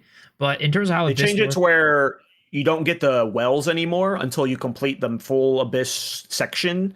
Then you go into the underground, and then they change how the boss structure works to where you're like more less RNG gated, right? Yeah, you can like you're guaranteed Kulamok at some point. Like it seems like there's a lot less RNG gating behind these Atlas points in general. Like there's basically, from what I can tell, no RNG gating for beyond these Atlas points. So that's a very nice change that I really appreciate. But yeah, overall, I don't think Abyss changed much, and that's fine. Abyss has always been really good. The only thing they added was like the little Abyss areas where it's like before or the other mechanics where you have to progress through a bunch of maps. Then you finally get to boss, which is Kulamok, and then you kill him. Hopefully he doesn't just fold anymore, but we'll see. So did they say anything like, will you still run into like, if I'm in the breach section and I'm just like not even doing like a breach contaminated area or whatever, I'm just like at a random map in that section, can random league mechanics still spawn in them? Like, can I still run into Abyss and randomly in the maps? Like, or is it completely restructured how you interact with these mechanics? So this was an area I wasn't entirely sure about. So the area that I wasn't sure about was that so they mentioned a lot about like there's going to be these areas where you're going to go and do this breach area. You're going to do this Abyss area. And then afterwards, you get to the center, and then the center is going to be where you do the bosses. I think that only happens once. I don't think those areas exist outside of those landmarks. So they said, like, after you do the breach area, it will spread breach across the entire land, right? I wasn't sure if it's going to create another breach biome or if it's just like randomly there's going to be a breach map like it used to be. I'm just not entirely sure how it's going to work. Like, after I clear the breach area or the abyss area, are there going to be other areas that look exactly like what it was in that screen where there's a bunch of cracks or like a bunch of breach hands? From what I could tell and what I'm thinking, I don't think that that's the case. So outside of those breach areas and outside of that little biome, it's going to be the same as before. Gotcha. Chat says, Dorosia says, tablets negate random mechanics. Well, that's so it's a random mechanics, right? But like the little abyss cracks in the ground, I would not say is like a random mechanic. Random mechanics is like when you go into a map and then you don't know at all what spawns in there, right? That's the random mechanic where right now, if you go into your maps themselves, if you don't use a tablet or anything like that, there's randomly a chance that you can get anything. Yeah, you can get anything. But if it's like a crack in the ground, I wouldn't say that's random because you know exactly what's going to be in there. So I don't know how that whole thing is going to play out. Does it spread more cracks, more abyss cracks? Or is it just like before where it's like now you can experience abyss as a random mechanic? I don't know. Gotcha. Rabbit, you want to weigh in on the abyss stuff? Honestly, overall, I would think that abyss was like the most underwhelming is completely the wrong word. Like the least changes were to abyss, right? Mm-hmm. Would you agree? Yeah. I think that's deserved though. Abyss is the newest apart from the Vaal Temple, because when it comes to Vaal Temple, we just don't know anything. They just said some stuff in the Q&A in terms of that, so we don't know anything. Apart from that, Abyss is the newest league mechanic. It was a home run ever since it was brought into the game. Everyone likes Abyss. There's not really much that you would change. I think the changes that they did do, and especially the less RNG gating, is perfect. Yeah, everything got less RNG gated, and that's perfect. That was like the main complaint that I heard a lot of people in my chat have about Abyss sometimes. There were people, at least you never know if you can believe these stories, but there were people always like, I've done Abyss for 4 weeks straight and I've never seen a Chronomancer invitation and stuff like that. So having stuff like that being less gated by RNG is obvious plus, obvious good thing. Yeah. Moving on to Ritual. Ritual might be the controversial one because there's a very interesting balance change they've made to it where when you interact with the Ritual tributes, you have way less options, which is, depending on how you look at it, either a good or a bad thing. They made it to where only uniques and I think omens. I don't even think currency can show up in Ritual anymore. It's just omens and uniques. My initial impression is I kind of like it. It'll be more fun to I like to play solo self-found, but I like to do weird builds, and it's hard to do solo self-found weird builds. So Ritual becomes a way I can target farm uniques very easily. And so that gets me excited. That was my initial thought, and there's a lot of really dumb RNG with omen farming. So to me it would seem cool, but I've never been a Giga Ritual farmer. So I'm curious what you guys think. Rabbit, let's start with you. What are your thoughts on this direction for Ritual? On the surface level, I think the first obvious positive thing is that it seems like it's gonna make omens more achievable or Hopefully. more accessible. I'm not sure about the unique stuff because that entirely depends on how valuable uniques are actually, because right now if you just port that ritual system into 0.4 right now, I think most people would probably ignore it for the unique aspect, because most of the uniques that you would get, there's no point in farming those because the worth is just gonna be gone, mainly also due to temple, of course, but the unique farming aspect entirely depends on the worth of the uniques that you get through there. If omens are more accessible, yes, or easier to get, that's very good. I like the whole stuff with the foretold, what is it, foretold bounty or something. I think that's a good approach. Out of all foretold bounty, what is the foretold bounty? Yeah. Sorry. That is the one that they showed where the Mageblood was. It was basically when you do a ritual, or you get a certain modifier, or I don't know if it was part of the ritual tree. The surrounding maps all get a foretold bounty basically, and then you could choose one map that you want to do next, and then you get a bonus for that map. It can either be you stuff that was on the tablets before, like you can re-roll the ritual tablet for 2 times for free, or stuff like you get this specific unique on the next one. And of course they showed Mageblood in the video, which was like such a tease. So it could also be currency too. Exactly. One divine orb and stuff like that, like greater augment that was shown. So I have to say, just on a feelings level, without having any factual evidence, out of all the league mechanics that we've seen, to me it felt like the one where I would have on the lowest end in terms of what I would start at as a priority. We did see a tier 1 unique. I think one of the palms was in one of the clips. So Yeah, of tier course 1 they do uniques that. can at least show up. Well, I'm just saying, like, it's not just bum uniques. Like, we don't know if tier 0 uniques can show up. I assume Well, there are no tier chance, zeros. There are no tier zeros. Oh, true. There are no tier 0s in Yep. PoE too. Always forget that. So yeah, yeah, I don't know. It seems like at least to me like the weakest of the bunch, where I would definitely not immediately go into that first thing. agreed. Mm-hmm. That's how I feel about it. Yeah. I mean, for me, how I feel about it is that partly depends on how often these tier 1 uniques show up. Like, is it gonna be like me walking up to the Nameless Seer and just walking out being like, literally every time, this is all garbage, except maybe that one-off time where it's like, oh wow, I'm actually getting something good? Or is it going to be like I walk in and the chance for like a good unique appearing is relatively decent? That's going to make or break how good that is. For solo self-found, I think it's going to be amazing because you're going to be able to get uniques a lot more often and be able to get some of those build-defining uniques for your build. But from like a trade perspective, it really depends on how often you're getting something good from that and how often I'm able to get those specific changes, like we were saying earlier about the foretold bounties. There's one that makes it so every unique turns into a currency for that map. There's also, again, ones that you're like, oh, you just get 5 chaos orbs or like a divine orb, right?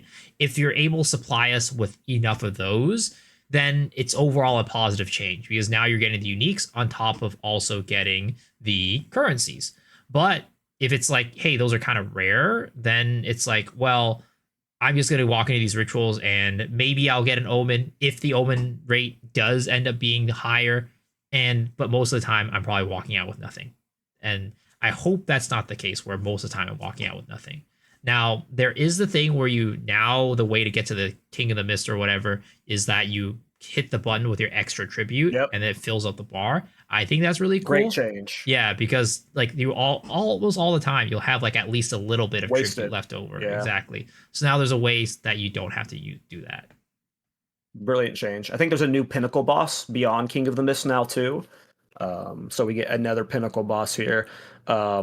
Going back to Mageblood, do you think that was memes or do you think it's coming? Oh, it's 100% coming. They talked about it. Oh, it's coming. Do we know anything about it? Is it going to be charm related or flask related? So we don't know exactly what it does, but there are a couple things that they mentioned in the interview about the Mageblood. The first one was that Mark mentioned, like, if you have a build like with a Mageblood or equivalent, of course you're going to be melting the map or something like that, right? Of course you'll be melting the content. So from that, we can glean that Mageblood is very powerful. And also Ziggy D mentioned, like, he was like, oh, Mageblood, can you tell us more about Mageblood? And they're like, of course we're not going to tell you about everything about Mageblood, right? But then Ziggy D was like, oh, but of course it's going to be insane, right? And they're like, yeah, it's definitely going to be insane. So they confirmed it was insane.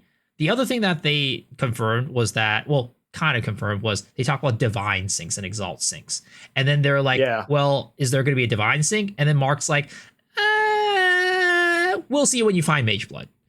We'll see about that when you find Mageblood. That's what so it sounds like it's going to be a very powerful unique that's going to have a huge range of roles that you're going to want to spam divines on to actually get the really good result. Interesting. Okay. Yeah. What it does, because I've been like, who knows? Yeah, that just completely like throws out where my like for some reason for a while I've been thinking that it was going to be charm related and you would just be doing like the super OP charms with Mage Blood and they would like modify them to make you better or something, but that tells me something completely different. Because I've been on a charm kick lately. They've talked about reworking charms for a while. The Bijou Born chest got reworked to where it could you can hold 6 charms, but you still can't functionally do that. So my head's always been like, well, when Mage Blood gets introduced, you're going to be able to do charm builds with it, and they're going to rework charms to where they're overpowered as fuck. Maybe that's what's happening. But that's where my brain's been at is with Mage Blood this whole time. It's like there's going to be doing something with the charm rework, and it's going to make charms do like crazy shit, but if they didn't mention charm rework, with the charm slots, maybe it has actual like charm slots. You have the ones on the bottom, and then it actually has.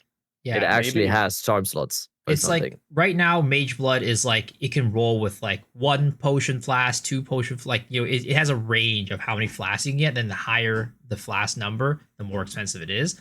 I'm also on that side where I'm thinking that maybe it will add charm slots. And it's like the thing that you're rolling is like, hey, do I get 1 extra charm slot, 2 extra charm slot, 3 extra charm slot, 4 extra, like that. And I also I'm on the side that I think they're gonna do they're gonna add charms if that's the case. If Mage Blood is like, hey, you get more charms and they're always active, I think that it's inevitable that they're gonna add more charms because at least at the moment of how Mage Blood works in PoE 1, you cannot use it with unique flasks. It has to be one of those base flasks, the basic flasks. And if we're looking at the basic charms, they are all lame as hell. They do not do much. You don't have your granite flask. You don't have your jade flask. You don't have your diamond flask. You don't have your quicksilver flask. You don't have all these like the flasks that you'd actually want in the version of charms. So I think that they're going to be adding a lot of basic charms because if they, let's say they make it work with unique charms, right? Well, now you're paying for the Mage Blood on top of paying for 5 rites of passage or something like that. That just doesn't sound right to me. So I think it's probably... Yeah, if it doesn't work with unique charms, it has no value. Yeah, so I think... Well, all of this is on the base that this is from the previous conversations of they've talked about a charm rework has been coming for a while. So we're assuming the charm rework is actually going to do something good for charms because most base charms suck right now too anyway. The only thing you'd be doing would be rite of passage, right? Like... And those don't even give you damage, right? Nascent Hope is nice. Oh, that's a good point. I forgot about Fall of the Axe. That's a good one. The bleeding one, consecrated ground, on like at least if it would work with unique charms, there's quite a few good options. If it doesn't work with unique charms, it's trash. Yeah, imagine old Biras with a Mage Blood. That would be cracked. The one that they said like there's one that feels like it would be weird if it worked all the time with unique charms, and that's Arakali's Lust. I think it's what it's called, and it gives you like every time it procs. Chaos one? It's poison, and it's every time it procs, it gives you 15% of your flask health and mana instantly. So if that's always active, that just means you're constantly healing all the time, and that just feels extremely busted. So I don't know if because of that, it might not work with unique charms, or they might rework that charm specifically. Who knows, right? Maybe the divine thing is that it's like someone earlier in my chat said maybe it's something inspired a little bit. I don't know if that's inspired by the Shrine Belt, but a little bit it's inspired by the Shrine Belt. Maybe the divine thing is that it is actually a modifier that you get a charm constantly and in like a better way, and you have to sync divines, and it's like it's just going like silver You're re-rolling for Path of the things, charm, concentrated charm, that could be and cool. Then boom, right off. That's a huge divine sync. Yeah, having the divine for until 3 you hit that rite of passage one or something. I don't know. I'm just like you'd roll until you get like if they could do 3 of them, you'd roll until you get 3 rite of passages or whatever. Yeah, right. I don't want to poo-poo on that parade, but at least at the moment, nothing works that way. Every divine is for a value instead of for a actual thing. Like, wow, Miso. Oh wow, Miso again. Wow, okay. Yeah, I think Ritual's cool too, though. I just think it's my least. I agreed with you completely, Rabbit. You said it would be like the last of the ones you would do. if we didn't have the new league mechanic attached to Expedition, I would probably put Expedition as last, but the new league mechanic is gonna like force me to at least try it. I agree though, like as long as I'm having to read all of those little stop points, and I assume that's still gonna be the case. Like if you're playing a leech build, you have to be looking for you can't leech, like right? So as long as that's still the thing, Oh, I'll always be. Leech is getting fan. nerfed massively, so we know that. Is it getting nerfed? I've been hearing debates around it, whether it's getting nerfed. Like in specific scenarios, I've heard it's getting nerfed, but overall, it's supposed to be a buff with the new passive tree, is what people are telling me. I'm not sure. They called Leech a problem currently, so It at is. least the ceiling absolutely for what is. Leech can do is definitely going down. Maybe it With might instant leech, it's freaking nuts. Yeah, If you have instant leech, it is unfair of how much like damage avoiding you can take. Like you just completely negate hits if you have a hit that hits hard enough with leech, and you're doing instant leech. yeah. They basically said they don't like how it turns into a situation where you're just the way you scale Leech a lot of times is just like scaling more and more and more and more damage, and it just scales Yep. like exponentially because of that. Like, so they're trying to Yes. tune that down, and as a result, Leech is going to get an overall nerf. Maybe there might be some pivots where you can do to make certain other things work with Leech, depending on how they change it. But overall, from what I can tell, the ceiling at least is definitely going down for what you can do. Yeah, we'll have to see how impactful it is. I've said multiple times on this podcast that when I play a life stacker builds from here on out, I was playing Leech. Like the last 5 life stacker builds I've done has been doing all Leech. King Conger said since I think 0.2 that he has played Leech builds. Armor, nothing else really competes, and it really is like you hit 3,000 life and you just max your DPS. With what's that fast metabolism, and then like there's a few instant leech nodes, like you can get a series acuity that gets you instant leech off of crits. There's Vaal Pact, and then there's one node on the tree that gives you 20% of your leeches instant. And when you have like any of those with fast metabolism, you feel unkillable if you have enough damage. It's crazy. So I'm not surprised Leech is getting nerfed. I'm sad about it. But yeah. No life on tree though. Mark, what did he specifically said? He said it's still not a thing. He said, what they specifically said was they don't want to adjust life on tree until he is happy with all of the base defenses. He says all of the base defenses outside of energy shield are still pretty shit, and he wants to solve those before he addresses life on tree. He said specifically that life on tree is not a hard no, but he wants to fix armor, EV, and all the hybrids first, which I can kind of get. They also said that that their philosophy is that if they put life nodes on the tree, that they feel like that is a necessary path to take for every player. Like if they do a cluster on the passive tree with life nodes, that they feel like that's mandatory for everyone to take, because that's gonna be like, yeah, I have to go for that. And I have to say I disagree with that, because that's not what we're asking. That is not what we were asking for. We are asking for life added onto nodes that already exist. Let's say nodes that give you armor, for example, that people are already taking. Those nodes could use some extra life on there.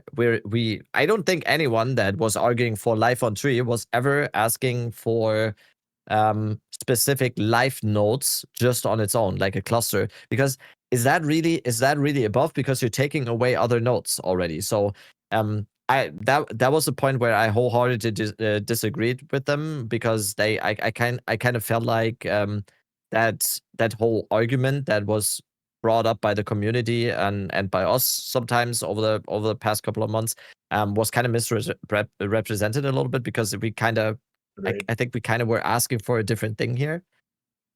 I fundamentally disagree with what Mark said. He said something like, a lot of people go, life is one health pool and energy shield is the other health pool. But he doesn't look at it that way. He looks at energy shield as equated to armor. But that's not how the player base is playing at all. Like, energy shield is equivalent to life in this game right now, period. Yep. Like, and he doesn't look at it that way. So just from that perspective, I fundamentally disagree with what he said. Blue life is absolutely a thing. Yeah. Go ahead, I think that I think so. When he says that, I understand where he's coming from because it is a global defense. Armor is a global Correct. defense, energy shield is a global defense, and evasion is a global defense. So, in essence, it should, like, if the game were to work the way that he's saying, right, it would mean that if I stack enough armor at some point, I will be as good as character that's just stacking energy shield, which can happen technically, but it's just way off like kilter, where it's like you have to stack armor infinitely high compared to the energy shield guy that needs to grab like 7 energy shield nodes and they're fine, right? So like I get it in an essence of what they want to do. They want to make it so that if you're playing an evasion character, just stack evasion and eventually be fine.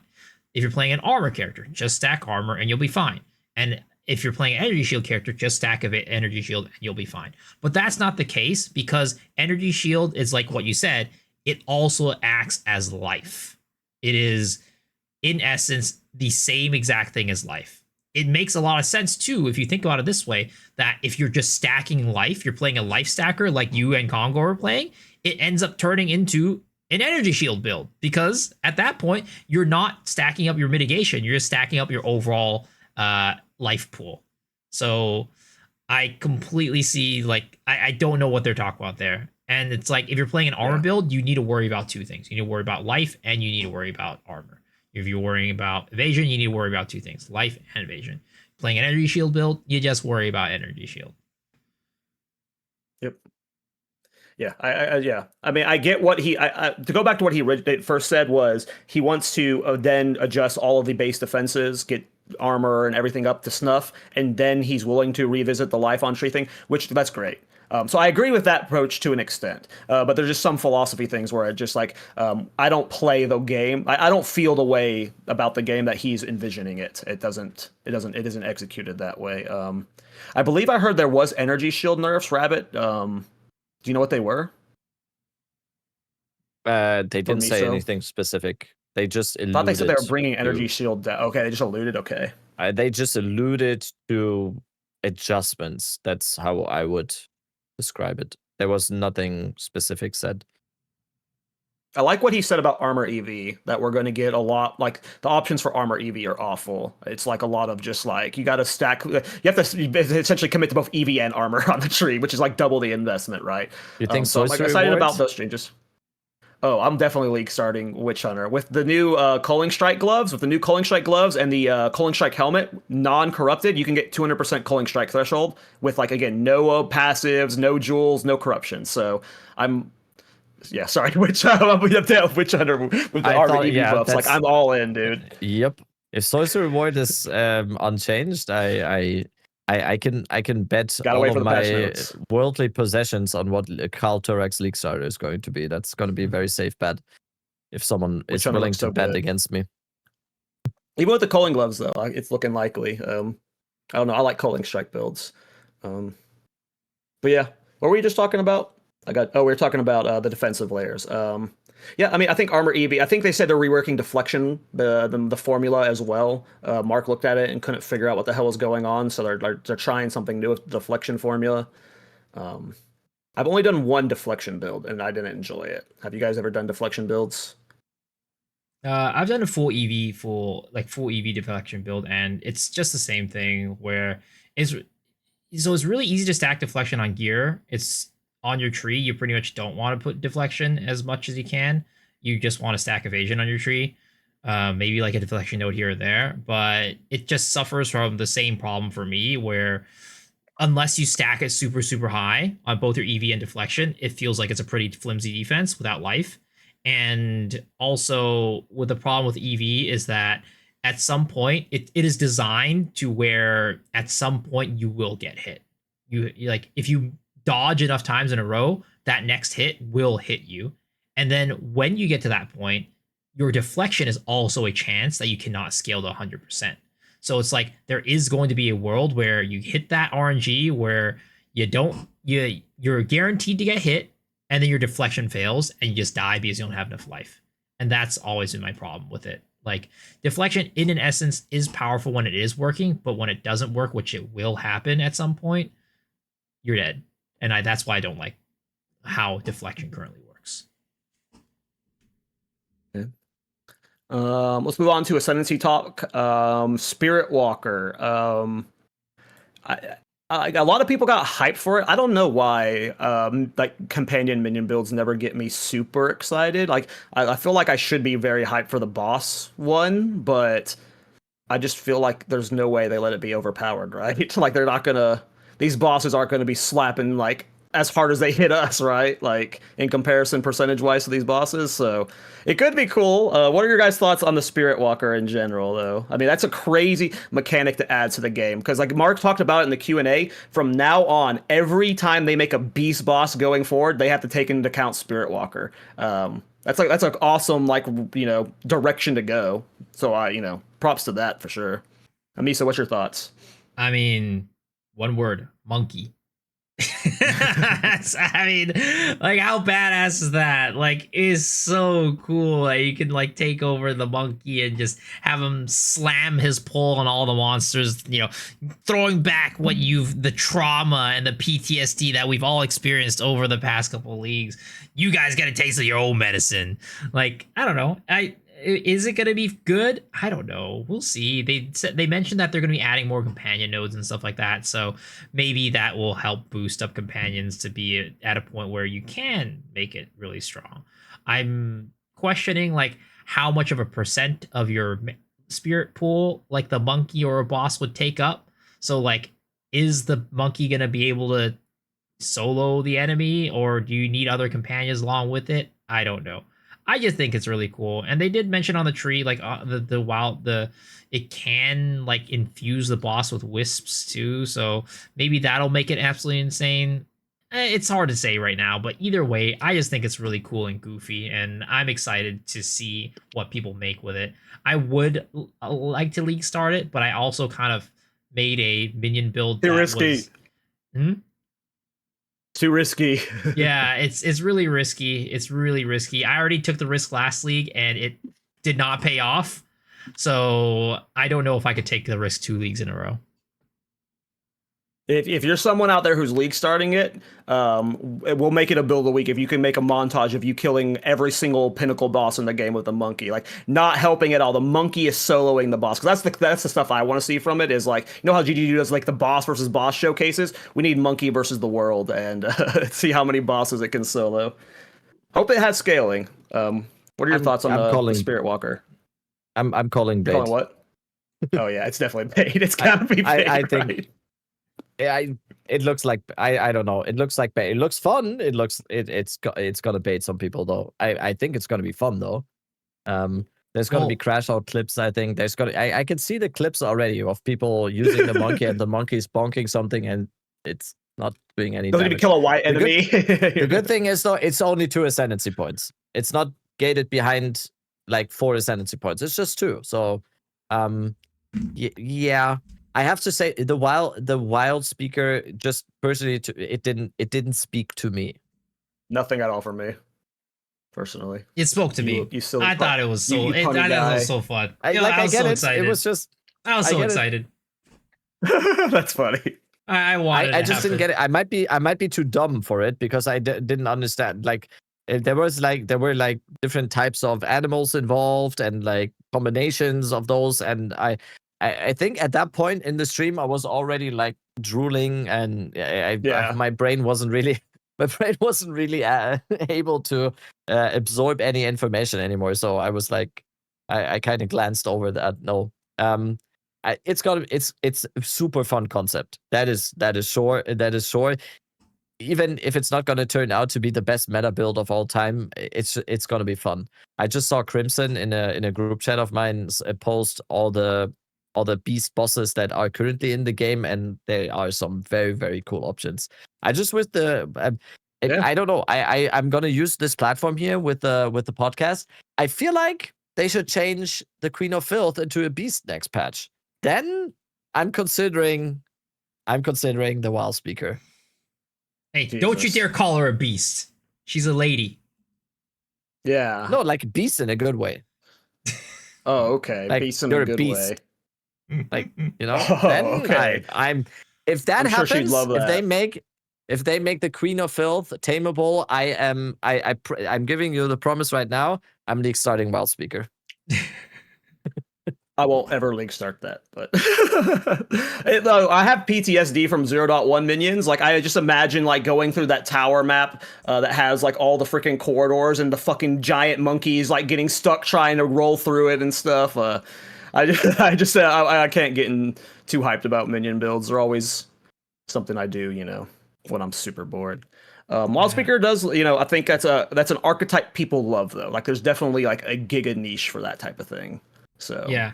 And it might be like a plant situation, right? Plants was supposed to be a meme, and then so many people came behind it that they had to add a node specifically for it to fix it. Yep. We'll see. But also, I mean, I don't know. Is it behind 2 nodes? DeRojo is saying it might be behind 6 nodes. I don't know where it is actually. So No, I mean there were I had both of the Ascendancies today. I can't vouch for the 100% accurateness of those pictures, but there were like we analyzed both of the. It was 2 in that one. It was 2 nodes. It was like a lone standing 1-2, nothing behind it, nothing before it. And I can't vouch 100% for that, but that was at least the Ascendancy pictures that were floated around today in my stream. Talk about martial artists. To me, it had some really cool options that I really want to see more about. I know Biso might be iffy on extra rune slots. They're always quadrupling down on more runes. Well, martial arts gets 5 extra rune slots, which is like with all the new runes we're getting, could be like insanely enabling for buildcraft.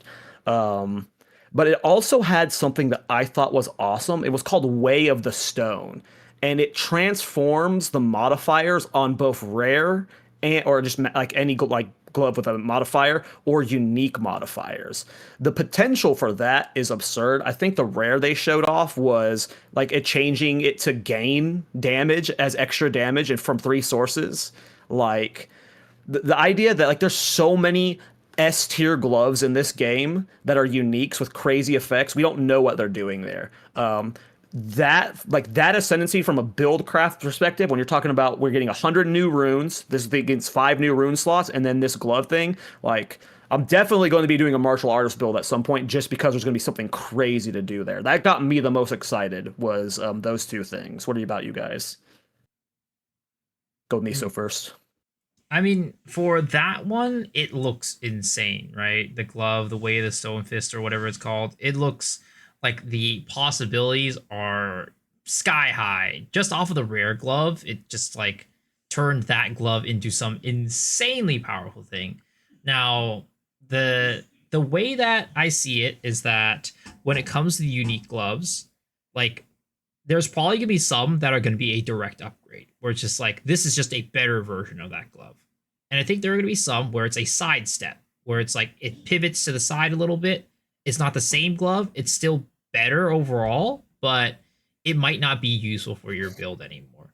So we'll kind of have to see the power level of that node really depends on how it interacts with uniques. We know it's going to be powerful for rares already, but if the unique interaction is like as crazy as some people think it is, then it could be quite, busted. And also like, is it guaranteed every single time it's going to be turning those gloves into the same exact glove? Like, for example, does every single Hand of Wisdom and action turn into the same version?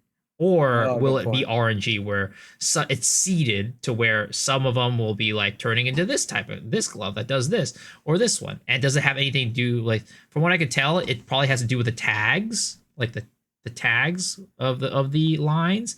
And some of these are multi-tagged, right? So it's like it can be in lightning, damage, plus elemental. And it's like, does it take all 3 of those tags into account when it does the conversion? Does it only take a tag into one of them? So it's, the power level looks really high, but I've often found that when something looks extremely busted, it ends up being not that busted. But well, those rare gloves are just straight up busted. Like, ignoring the uniques, obviously the uniques have so much RNG to them that they could just all be like, side grades or whatever, right? But those rare gloves were fucking cracked. That alone's a huge. I don't see you not taking that node if you're not using, rare gloves like that, right? Well, Like, yeah, that's just so much damage. the ceiling is really high on it for sure. The ceiling is extremely high. For sure. Speaking of And I have a ceiling, lot I of. think I think you're overlooking one thing. This is bound to one question, but the one thing on the martial artists you just talked about, the runes, are the new special runes also going to be applicable to that? Because then the martial artist gets a free unique power. By the way, just throwing that out there, because there's a rune that extracts a Kalguran unique power, and if the martial artist can just have that rune for free, Well, that stonks. What the question is that unique power only socketable on the weapon? That's just good call. I mean, there's a lot of variables, that could lead to it not being possible. Because it's a helmet. They also could be limit one to body armor, you know? and then boots and gloves, right? Yep, exactly. Yeah. Okay. It's still there's also a lot of runes that are powerful. limit one per. You know. Yeah. Yeah. True. Yeah. I think martial artist has the potential, like Miso said. He absolutely right.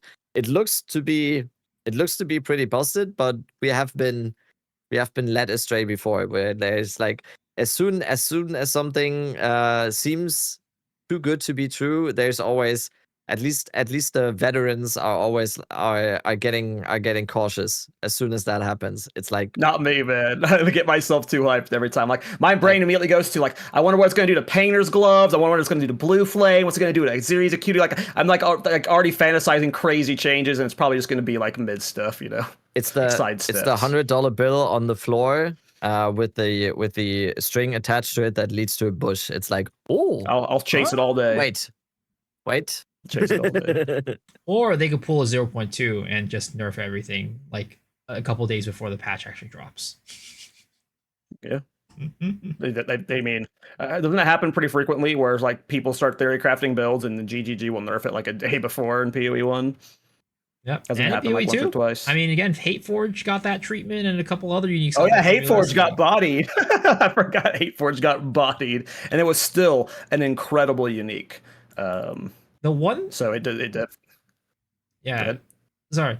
When we're talking about super OP things and runes, I do want to pull our attention to the one rune that makes it so that your glove socket turns into a jewel socket. Because that was cool. Looks insanely busted. So that specific rune, what it does is it consumes all your augmentable sockets and transforms it into a jewel socket, right? So if it's on a glove, which means that there's room for Essence of Horror to increase your all the socketed items by 60%, which is insane. And the other thing is, after it consumes the augments slots, can I corrupt it now to add back a slot? So now you get a rune socket and a jewel socket. Good question. It just feels like... Can you only put rare jewels into it, or would you be able to is this you put your Megalomaniac in that and give it the 60% bonus? It just says jewel socket. So I don't know. It could even be, if that's the case, it could even be a Heart of the Well. Throw a Heart of the Well in there. You just get anything off of... And then it frees you up for more Adorned Room on your passive tree. It's just it makes jewel builds even better. Adorned wins again. If it's how I think it works, it's going to be That's crazy, insanely strong. And it might be a best in slot for gloves. Yeah. That's not martial artist, though. That's just a thing that's added to the game baseline, right? Yeah. That's the part of the expedition crafting. Crafting material, right? It's a new rune. It's a new rune. So I think it has to do with the new runes of Aldur stuff. Gotcha. Let's talk about the uniques. We don't have to go through all of them, but in the show notes I did write I think most of them down. I already talked about the Culling Strike unique. That one, I've played Culling Strike builds in 0.3 and 0.4 now. It's one of my favorite archetypes, and I'm likely league starting it in 0.5. So like I'm just hyped to get that. Which uniques are you guys most excited for? I mean, I think the community's obviously excited for Raven's Flock, which we'll have Pox on our podcast I think in 2 weeks. So we'll be talking to him about the Raven's Flock. But yeah, what are your guys' thoughts about the new uniques? Let's start with Rabbit. I'm yesterday when they showed the uniques, I was like, oh damn, not a single of the shown uniques has plus levels. And I was like, oh my god, does that maybe mean there might be a big nerf to plus levels? But then they just said in the Q&A, at least they said there's a slight adjustment to the top line of the plus levels. So I'm worried now because not a single one of the uniques that they've shown, the supposed to be endgame uniques, has plus levels. And I'm worried. I think the concept on every single one of them is amazing. I think the staff looks nice. The wand is basically made for me. There is like the bow look kind of interesting.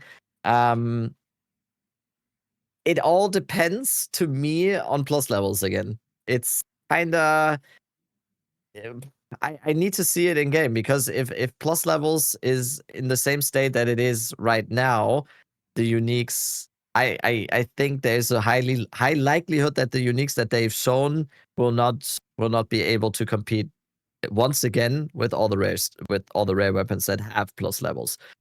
So I got kind of baited yesterday because I thought, because there's no plus levels on any of the uniques, it means that plus levels are basically gone, but that doesn't seem to be that way. I like the concept. TLDR is, I like the concept of all of them. They looked amazing. I'm worried for the viability. Mm-hmm. Completely Just agree. like any unique in the game. Yeah, I also had that thought.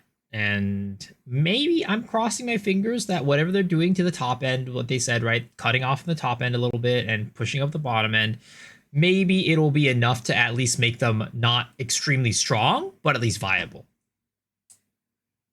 That's what I'm hoping. Luckily, the unique I'm excited about is not a weapon, or I would be probably talking differently right now. The one I'm excited about is also not a weapon. What are you excited about? It was not one that was featured. Like, we don't have the stats of it, but if you looked at the videos that they showed during... Oh, the shield? Yes, the shield. America so cool. shield. Yep, I am the Captain America shield looks so cool. And I think we figured it out, by the way. That's from a breach boss. Yeah, it's from a breach boss. Okay. Yeah, I am so excited for that one. Like, if that looked amazing. Mm-hmm. If it is able to be used as like a main skill or something like that, like, oh, you can bet your ass I'm going to be making a build off of that, because I loved, like, Spectral Shield Throw is one of my favorite skills in Path of Exile 1. And this is in that line of thought. So it's looking like if that's going to be good, it's going to be a good time. Yeah, I'm hyped about that because like in 0.1, I don't know if you guys played shield charge builds before they nerfed them, but I used to really like shield charge builds, and I felt like the shield archetype as like an attack skill was something cool, and they nerfed shield charge, and they haven't really like done anything with that. I mean, I've said like I want like an Ascendancy that lets you use 2 shields and lets you do like really crazy stuff with them. This is like kind of like exciting to me because it like points us in the direction that they do want more shield skills to be like offensive. Now this is attached to a unique, so it's not like, you know, it doesn't mean necessarily anything, but it's like a sign that they do look at shield as an archetype that should attack. And yeah, hopefully it just means, like you said, Spectral Shield Throw will be back, or like some form of Holy Shield from the Templar. I'm not sure, but I love shield attack skills. I think the archetype's fun. Yeah, and the key thing was in the video, the guy didn't have a weapon, so it's meant to be used as a shield damaging. Like, you want to be using the shield only. That's cool. But why would you not wear a weapon? Like, if it's two-handed? I was talking about. What if it's two-handed? Yeah, that was the only logical thing, because it can't be hollow palm, obviously. But like, is it actually a two-handed shield? And because that would make sense. Who Just knows? as a stat stick, you would want a weapon. Like, I'm holding off judgment for now, but it looks amazing. It's probably looks. If maybe it's tied to some runic ability or something, but since it was an abyss shield, obviously kind of an abyss, or it was a shield that an abyss boss was wearing. So, but yeah, sorry, breach. Oh, was it abyss? That was breach. Okay. Yeah, okay. Breach. Yeah, it was Breach. It was. Yeah, I'm just tired. And yeah, that looks fucking amazing. Throw the shield, port to the shield, and then Even as a slam on the mobility floor. option, like I might just put it in weapon set 2 and use it for mobility. But just that's 'cause it why I'm looks so afraid. cool. That's why I'm afraid. The fact that it is a Oh, mobility you don't want option, it to be that. it means Oh, that yeah. they might put limitations on it, and that's why I'm Yeah. afraid. If it was just a shield cool throw, I'd be down, like, yeah. oh yes, let's go. That's definitely gonna be a way to make like an actual build off of it. But because Power it is charges? a mobility option, I was about to say, and I was about Oh, to say power charges with Arthur Shield. Yeah, Oh no. we can. Yeah, that hope one and that one dream, got man. me hyped too when I saw it. That was the one that was like, if there was one I would league start, it would have been that one. But there's just too many variables with that. Okay, did you talk about the? I think I went to the bathroom. You talked about that wand. No, I just You guys talked talk about about the the wand. Oh, I uniques like- in general and what I think Oh, about them in okay. general. But yeah, I like the wand a Let's lot. go. I think it's got Yeah, like, you same. know, it's like the example of like, if they can get it to scale its damage, that is one of the coolest. You know, that's what you want from fucking endgame uniques. Like, it looks so cool. Like we talked about yesterday, how you could like use Abyssal Lich or just some form of AoE scaling to get your blasphemy just giga big. And the wand comes with like, you can use as many curses as you or stack as many curses as you want baseline. So you're just a Homan missile. Like, it looks fun. And that's what you don't want from even- uniques. But You don't even Go need ahead. them that big. You can use Hexbloom, for example, as well. oh yeah, Hexbloom. It proliferates the curse, right? yeah. Makes it spread or whatever. Oh, Rabbit is Rabbit DC. Yeah, he's either looking at us. With a I very thought he was very stoic upset face. with me. I was like, did I say something wrong to offend him? Yeah, That was I a think perfect you phrase. DC. Yeah, go ahead. Maybe this conversation is for when Rabbit gets back. But the one thing that I did think about when I was looking at that wand was that it is going to probably majorly reduce the amount of single target capabilities that your build is going to have. Because when you're thinking It'd about be a weapon set 2 thing for sure, right? yeah, there it is. There it is. Okay, I'm back. Yeah, it's gonna Yeah, be it feels like to me it is a AoE focused wand. Like you don't want to be using A it as mapper. single target, because single target for like chaos skills and stuff like that, you're probably gonna want to use like despair or something. Yes, Rabbit. But 4 curses, poison and bleed on single target, 2 dark effigy totems. That's gonna be a lot. Are you of finally going to do projectiles. your dark effigy build? Your spirit stacker dark effigy spammer? You've been I talking about it think for 2 is 2 enough. patches now. I think No, you I gotta think get 30 two- out. two- You gotta two get might 30 be out. enough. 30 dark effigies. My only concern, and that is the main argument going back to plus levels, that one is gonna have scaling problems. I think as they showed it, it was, I don't know, 70% spell damage. That's Yeah, that's not good. nothing. It was like 10% cast speed. That's dog shit. Sorry. And then it was 25% gain damage as extra chaos and physical per curse, and it's 4 curses. So it's like The spell- 100% extra gain as chaos and 100% extra gain as physical. That's pretty good. That's pretty good. Is it gonna outdamage a wand with max spell damage +5 with a rune, with crit, with cast speed, with critical damage bonus, or whatever it may be? Probably in ED Contagion it wouldn't be crit, but is it gonna outscale that? I don't know. Yeah, and the thing for me is like people thinking about it as like ED contagion thing. For me, when I heard that, I'm like, well, ED contagion already excels at clear, and this Yeah, is it's just not another ED clear content. option. So it's like, is it just gonna be another flavor of ED contagion? That's how, like, my brain went to it as like, this is your weapon set. Like I'm big on like weapon sets. Like, I try and do a single target and AoE set right now as much as I can, and that's how I look at that wand. You put it in your AoE setup, and you do like a completely, like, you do the new cast comet where you're doing the new runes in it or something. Like, you're doing something else for single target, and this is purely for AoE. But to Rabbit's point, even if it like can do that, I don't see it scale. Like, it would have to have a really interesting gem level curve for it to be able to scale to like juice tier 16s with Delirium and Abyss. Like, it can't handle tier 15s probably, but juiced maps, that's where it'll probably fall off. I have to assume, which is the curse of the gem levels right now. We got some crazy quality of life coming in this patch. We already talked about the campaign like layout helper where it was like more telegraphing with the yellow lines. The Atlas search, like I literally like jumped up in my chair when we finally got a good Atlas search where we don't have to like waste time trying to find a fortress. So that was huge. The big two things though, I think, were the in-client build guides and the price checker. Both of those are massive, just completely different in what they do for the game, but they're just massive quality of lives. For me, I love the in-game price checker. What are your guys' thoughts on the quality of life we're getting? Let's start with Rabbit. Obvious plus. If they keep if they keep delivering like one or two quality of life changes like that every single update, it's just we're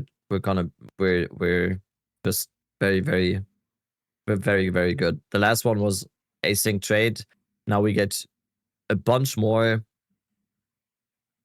It kind of goes back to the thing of they're just trying to make a good game, and I think Jonathan said it or like reasoned it pretty nicely in the, I don't know if it was the Q&A or one of the interviews that I watched today, but it was like when they identify something, even if they don't agree with it, that was with the price checking, because he kind of alluded to the fact that they weren't really agreeing that everyone should be doing the price checking and everything like that. But if they see something where all of the community is going to a specific service to do that, they, even though they might not agree with that, they want to add that into the game and like streamline it in their way. And I think that's a very good thing, and very counter to what some other game developers are doing, where they're trying to stifle all the third-party stuff. And yeah, it's great. The build stuff is great. Although I kind of hope it's not gonna be, it's not gonna define everything, because even though I am a build creator, I do think it should not be that easy, and it should not just be baby's first ARPG, and you just get placed in front of the PC, and then everything just gets picked for you, and everything is highlighted, and then I couldn't imagine to play like that. But if someone else wants to do that, that's obviously on their part, and I'm happy to provide the build there and make it as good as possible. But I'm not. It's I didn't ask for this extra build work. I didn't ask for this GGG. Now I gotta do all of this for all my guys. Come on. I'm kidding. Yeah. I'm kidding. I'm just gonna paywall it behind the Patreon now. The play? I'm kidding. Yeah. I'm kidding. Stop. Oh my god. I see the fire outside. Oh my god. Yeah, it's interesting. I think Ziggy D even talked about it in the Q&A, how like that was just like he was shocked that it went to this direction. I mean, I think it's obviously a good thing for the game. I think that I don't know how hard is it going to be to implement for the new player, because I assume it's going to be something similar to where you have to go to like a filter blade or something and import it over, or you go to the Mobilix and there has to be an import key. But like how many new players are willing to do that? Like this seems like it's aimed at like a new player, hopefully, but if they're not cooked into the client, like how often is that going to like benefit that player specifically?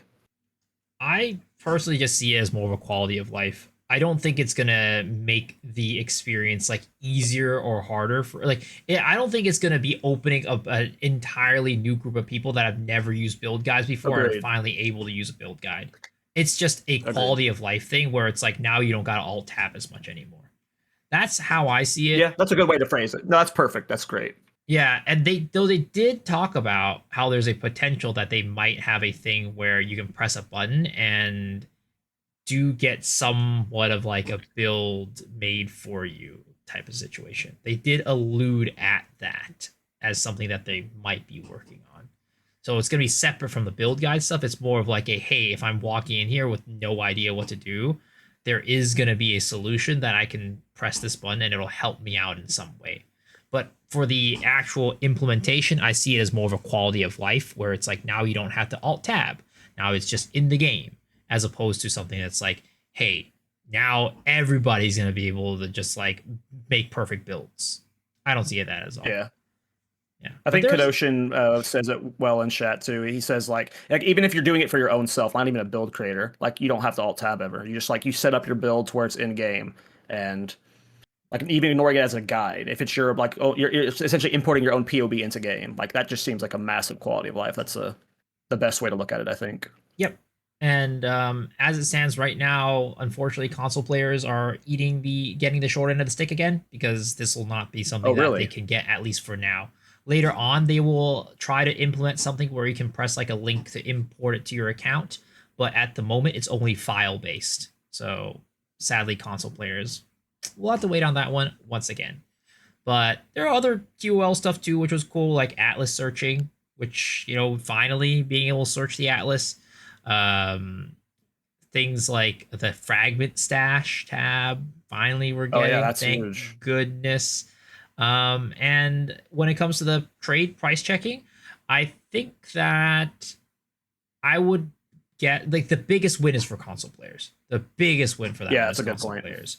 For PC players, I think we're probably going to be using a mixture of both, because I still think that being able to see, like using Exile Exchange 2 and being able to see just like a list of stuff in front of me, just a very compact list, is much more useful than having to scroll down the thing and seeing like the prices. So it's like I can see like if you're on PC, you're probably still going to be using Exile Exchange. That's recent history too, right?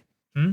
It has like recent history on sales too, so it doesn't just like tell you what's on the current market. It also telegraphs what was sold recently too sometimes. So it's like beneficial in that way. I think so. I think that's a function I don't quite remember, but there's definitely more functions on that compared to the actual like one that you have in the game. The one that's in the game is probably going to be just the most rudimentary. You take this thing and then you put it into the trade with everything highlighted. With something like Awakened PoE or Exile Exchange 2, right? There's gonna be a little bit more customization, a little bit more features. So I can see that anybody who's using that already is probably still going to be using it. Gotcha. Challenge leagues, those got added. Those are something that not many people were predicting. I mean, that's just like, to me, we already got like enough content that's like, this is the challenge league, is like completing every atlas of all its passives. Like there's enough content there. But then on top of that, we don't even know what the challenge league is going to be. I assume it's going to be mainly focused around like the pinnacle contents and like clearing like maps over and over like the PoE one was. But I mean, it's a huge W. I wasn't expecting. I think we said on the podcast many times that it seemed unlikely pre 1.0, but here it is. Yeah. And I think it's actually like, to me, it doesn't really affect the core game, but I know there are a lot of players who were looking forward to this and are going to be, this is going to be one of their main goals every league. To a point where I think maybe some players who wouldn't have played Endgame now are going to be playing Endgame because they just are motivated by challenge leagues. Again, Talkative Try used to be a guy, and probably for the most part is the guy who his main goal is completing every challenge. And after he's done every challenge, he's done playing, right? And I think there's going to be a lot of people like him who are seeing this and like, wow, now I'm actually motivated to finally get into the end game and get these things done. Rabbit, do you have a thought on challenge leagues? Perfect. Yeah. Anything to extend my playtime? Yes. Please inject it into my veins. Yes. Not too much to say about that. Just yes. I think I've asked for this multiple times as well on the podcast. Like I like everything that has to do with leaderboards. I like everything that has to do with challenges, achievements. I would even like special bosses that just like don't even give loot or something, but are extra hard, and then you do the boss, and then it says you get like a little shine around your character or something that says, "Yeah, you killed this boss that one league." Or I love that stuff. I think it's just good. It's a video game. It's supposed to have challenges. Yep, you get the free MTX and you get a free statue. Yeah, your hideout. I don't even need free stuff. I just want, like, even if it's just for myself, I can put when I eventually have to apply for a real job, when this all falls down, I can put on my resume, I killed that one Path of Exile 2 challenge boss. Well, it And comes then with the I get statue denied. that like it's a new flag each time you complete it, right? So you can like flex how many flags you have. I love that shit. Moving on to the Chris Wilson interview, we already talked about some of it. I'm briefly going to talk about. We're not going to dive into campaign skip, but if you guys want to watch it, Jonathan once again reiterates why he thinks campaign skip doesn't fit into the game. He is hearing everyone's voices, but I do highly recommend you guys go just listen to him talk about it again with Chris Wilson. One thing that we should talk about is he said that on average, only 40% of people return to the next league, despite every league maintaining roughly the same player base. This is for PoE 2. And that it's worse for PoE 1. Less people in PoE 1, less than 40% of people return to the next PoE 1 league. Most people play and they don't come back for a few leagues. That is, like, they don't feel the need to come back until something from those league mechanics or league announcement calls to them. And he made it almost seem like he was like, that's the target audience. It's not necessarily the people who degenerate like every time, but it's like the people who like come back every once in a while. Like they're like as important almost. Like they take them into account. I'm just curious what your guys' thoughts were on that. I thought it was just an interesting takeaway. I was shocked when I heard it was like less than 40% of people return and like they skip like 2 to 3 leagues, but I guess it makes sense. A lot of people that play these leagues. I also, like, I've been thinking about it. I also think it makes sense. It kind of reiterates the whole point about us living in a little bit of a different bubble than probably what most people are in. And I think it's very important to realize that over and over again, because not only are we like in a different echo chamber every day where it seems like everyone is just super invested into Path of Exile 2, and everyone around us, we're making content about Path of Exile 2, we're streaming, like at least me and Miso, we're streaming Path of Exile 2 every day. Most of the people that are in my and Miso's chat every day or something are obviously pretty invested into Path of Exile or whatever. And it can just make it seem like everyone is like that. I think there's a lot more people that are never on Twitch and are just vibing, and they're just playing PoE 2 for one league, and then they go back for League of Legends for a few months, or they play Valorant, or then they go like, oh damn, I saw that new Path of Exile 2 update the other day. Like, you guys want to play that? And then they play that. I feel like that sounds like a very happy video game life to me. I think it's very very important to always remember that we are in a little bit of a different position. So yeah, it kind of, when he said it, it was surprising, but it kind of made sense to me. Yeah. I think 40% is kind of good. Yeah. Definitely makes a lot of sense to me, because I mean, I talk about this all the time, but back when I wasn't a streamer, when I was playing PoE 1 back in like when I was in college, after I first graduated college, like, you know, I was that guy. I played when I saw a really cool skill that I liked that was introduced to the league, a really cool league mechanic, or a really cool class or ascendancy that got introduced. And if they didn't have any of those, I wasn't playing that league. So I do think it's really awesome though that you do, because you don't see that with a lot of games where like people will keep checking back in on it every single update and play it if it's something cool. I feel like for most games, it is a situation where if I drop off the game, I'm probably not coming back to the game unless like something, I'm like, oh man, I really missed that game. Maybe I'll go back and check it out. Because that was me, right? I was every single lead, I go back and check to see if there's anything cool. If not, then I wouldn't go back. And I think that's what the average player does. Yeah. I'm looking for the exact quote right now. So what I'm saying is that a huge amount of people are actually, they come back like 3 or 4 leagues later and try it again. And he said, and that kind of stuff, there's actually a lot going on as well. Give me one sec.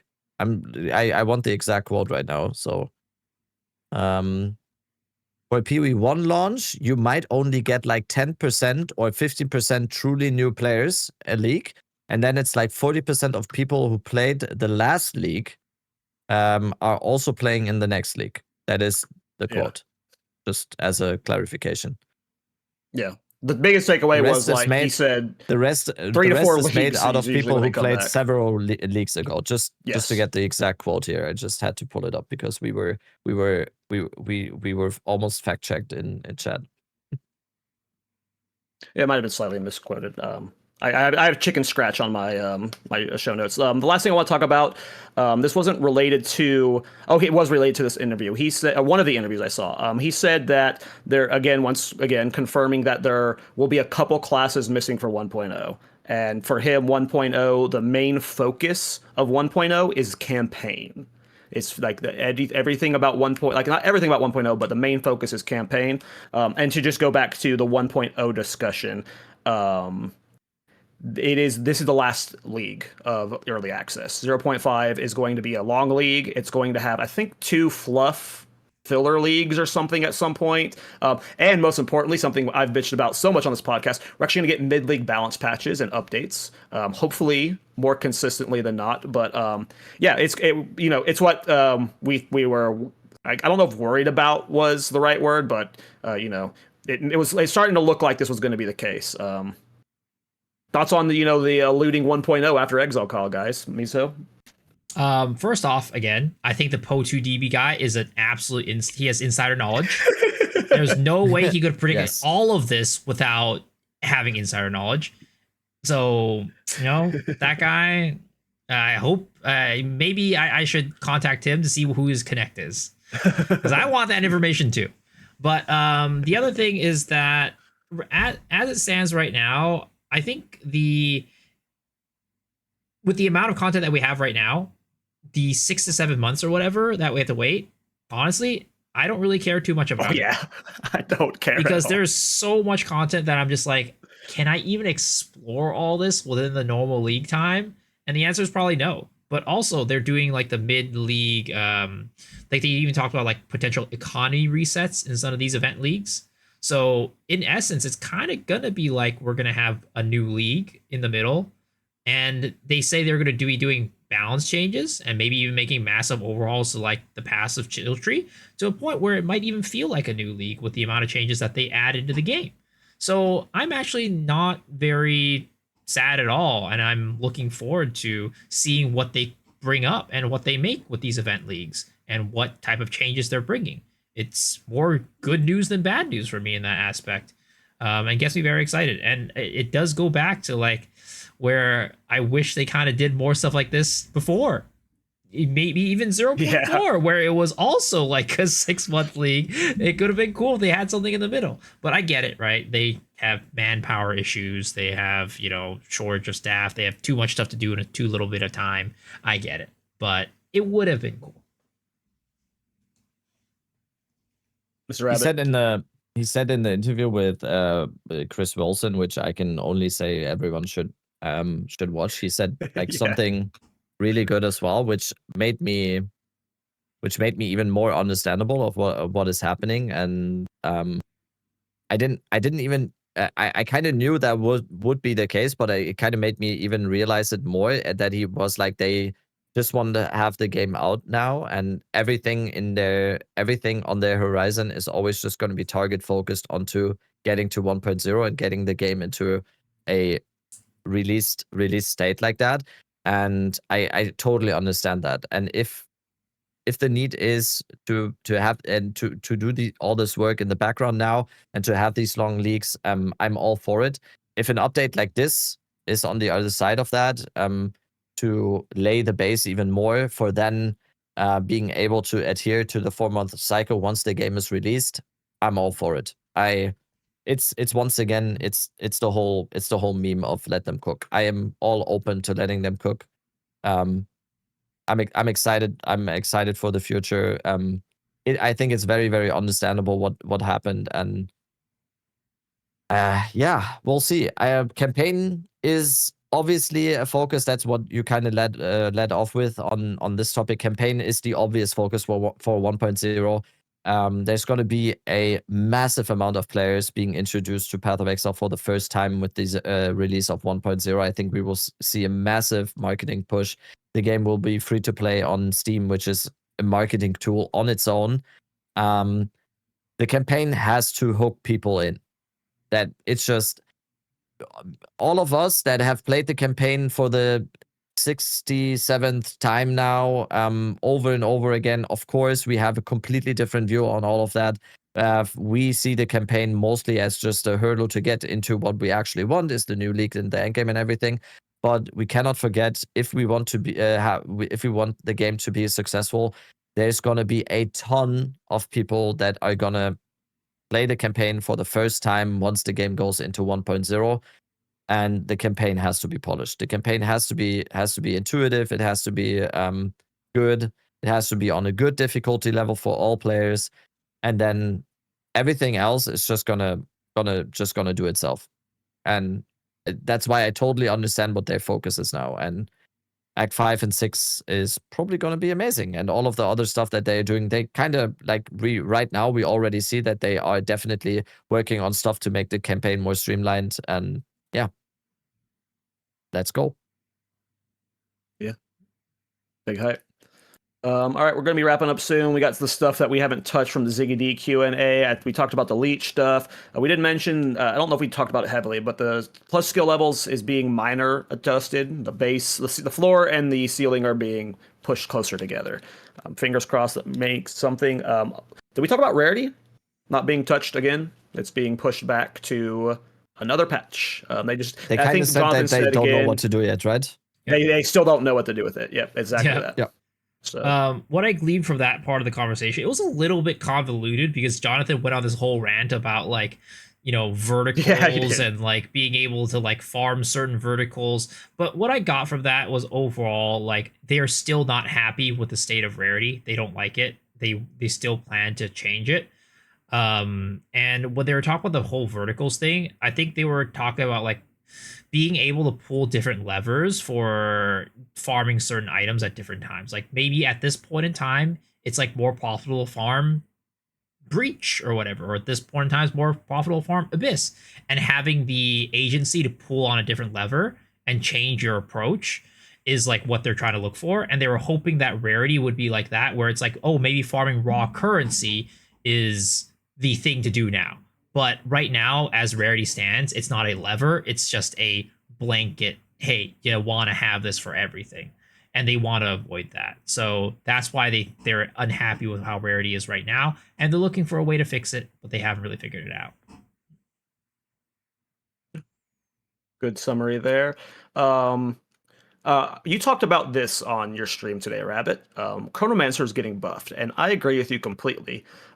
Chronomancer is not like in the best spot, but it is a sleeper for how don't ruin it's it. built. You know what we talk about? Okay, never mind. Chronomancer sucks. Don't ruin GGG, it. buff the hell out Don't of ruin it. it. Buff No, the hell Chronomancer out of it. sucks. Buff Chronomancer, Yeah. please, GGG. Buff Chronomancer, it sucks. It's super bad. No, what you were about to say, Chronomancer is heavily underrated. Chronomancer is not that bad. I'm excited for the rework. This could be like, if depending on the patch notes go, if it's something crazy, I could see myself pivoting to it. Because Chronomancer is like, from a theme, I think everyone can agree Chronomancer is like an S tier theme. Like you're talking about Time Lord type shit. Like that's so cool. But it just functionally always feels a little bit off. But Chronomancer is good, and underrated, especially with the new focus on bosses and these like types of smaller encounters. Stopping time, just like it's becoming more valuable, and that's for sure still going to be part. They're not going to remove the stop time aspect of it. So,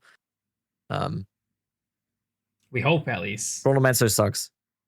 Buff Chronomancer. My first Chronomancer build was a shield charge build, and I think in 0.1, the reset cooldown skill or from the Ascendancy was bugged, and it could infinitely proc on shield charge. So on Chronomancer with shield charge, you would get maps where you would just have this bug where you would infinitely shield charge. That was the best. Have you ever played Chronomancer, Miso? No, I have not played Chronomancer because for me, I'm not as big of a caster player, for one, but also I've always viewed Chronomancer as a class that is really good at stuff that doesn't matter, which is like setting up for really cool one-shots and stuff like that for bosses. Like, it's really good for bossing, right? But right now, bosses are kind of a joke. So with the new patch, with more emphasis on bosses, maybe some higher ceilings or something like that, Chronomancer might become a little bit more meta. Oh yeah. Let's see here. What is there still? Oh, they talked about fire. They still like fire is near the top of Mark's list of things that he wants to fire and dot type attacks. It's near the top of his list. It just didn't make this patch, which is a shame. I think we talk about fire skills often. Ignite's always been a problem. Temple, we didn't talk about Temple actually. They're deleting the snake. No more snaking. Yeah. Which So I think we. Go ahead. I was just to say, for anybody who doesn't know what Temple was and why it was so powerful, was because you had the ability to snake, which made it so that rooms that were supposed to dissolve, or what do you want to call, whatever it's called, I forget. Basically, after you clear that room, it's supposed to disappear, right? But because you were snaking it, it physically in the game could not disappear because of the fact that it had a connection to a previous room. But now they've made it so that, hey, if you are running a room that's supposed to disappear after you run it, well, that just, and if you is in the middle of a snake, it just turns into a blank room. It turns into a corridor, basically. So now you're no longer able to snake anymore, which means that, I mean, you still can snake literally, but it's not going to be that beneficial anymore because you're going to be losing those valuable rooms that are going to be giving you a really, like, a lot of stat, a lot of rarity, a lot of rare monsters and such, which is honestly a very necessary change. Agreed. People are like dooming too hard about how this is going to make Temple not like viable or valuable at all. Like, there's so much really S tier shit from Temple. Yeah, they're it's so wrong. good. Temple my question for you, Rabbit, valuable. is the Temple currency is just always going to be good. yeah. Easy as that. Oh, it's so good. Cultivate, like, it's all Yeah, like go ahead. I was saying, like, if you look at like what all the meta uniques were last league, most of them were meta because of Vaal Cultivation Orb, and the fact that that's the only place you can get it means it's always been valuable. At Zeri chest armor, extremely good. You're always gonna want that. Gem, like double corrupting gems, you're always gonna want that. So it's always gonna have value. This question's for both of you, but I want to start with Rabbit since you're the one who like did the Giga Juice Temple. We talked earlier about how like rituals at your bottom for league mechanics, but I completely forgot about Temple. Then, like, where's Temple on your guys' list? Because to me, like, I'd be hard. Like, Temple's what I'm doing last probably, unless it has like significant changes. Nah, you're actually right. Because Temple is probably gonna be more late endgame min maxing. Yeah, because you're just gonna go there. You're just gonna go there for cultivation orbs, architects orbs, and boobs. So, I mean, that last one could be very much valuable to most people. What about you, Misa? Where's where is Temple on your list? It's pretty low. I'd still put like Expedition below it. I just really don't like Expedition. But the Expedition hate doesn't end. No, I really hate doing Expedition. I really don't like doing it. So Temple it's pretty low down there, of course, but it, not having to build a snake is a nice bonus. So maybe we'll see. But one thing that I think most people did not catch is that Temple is going to be affected by the Atlas. The main Atlas, the main big Atlas, which most people, I think, assume that Temple is not going to be affected by it.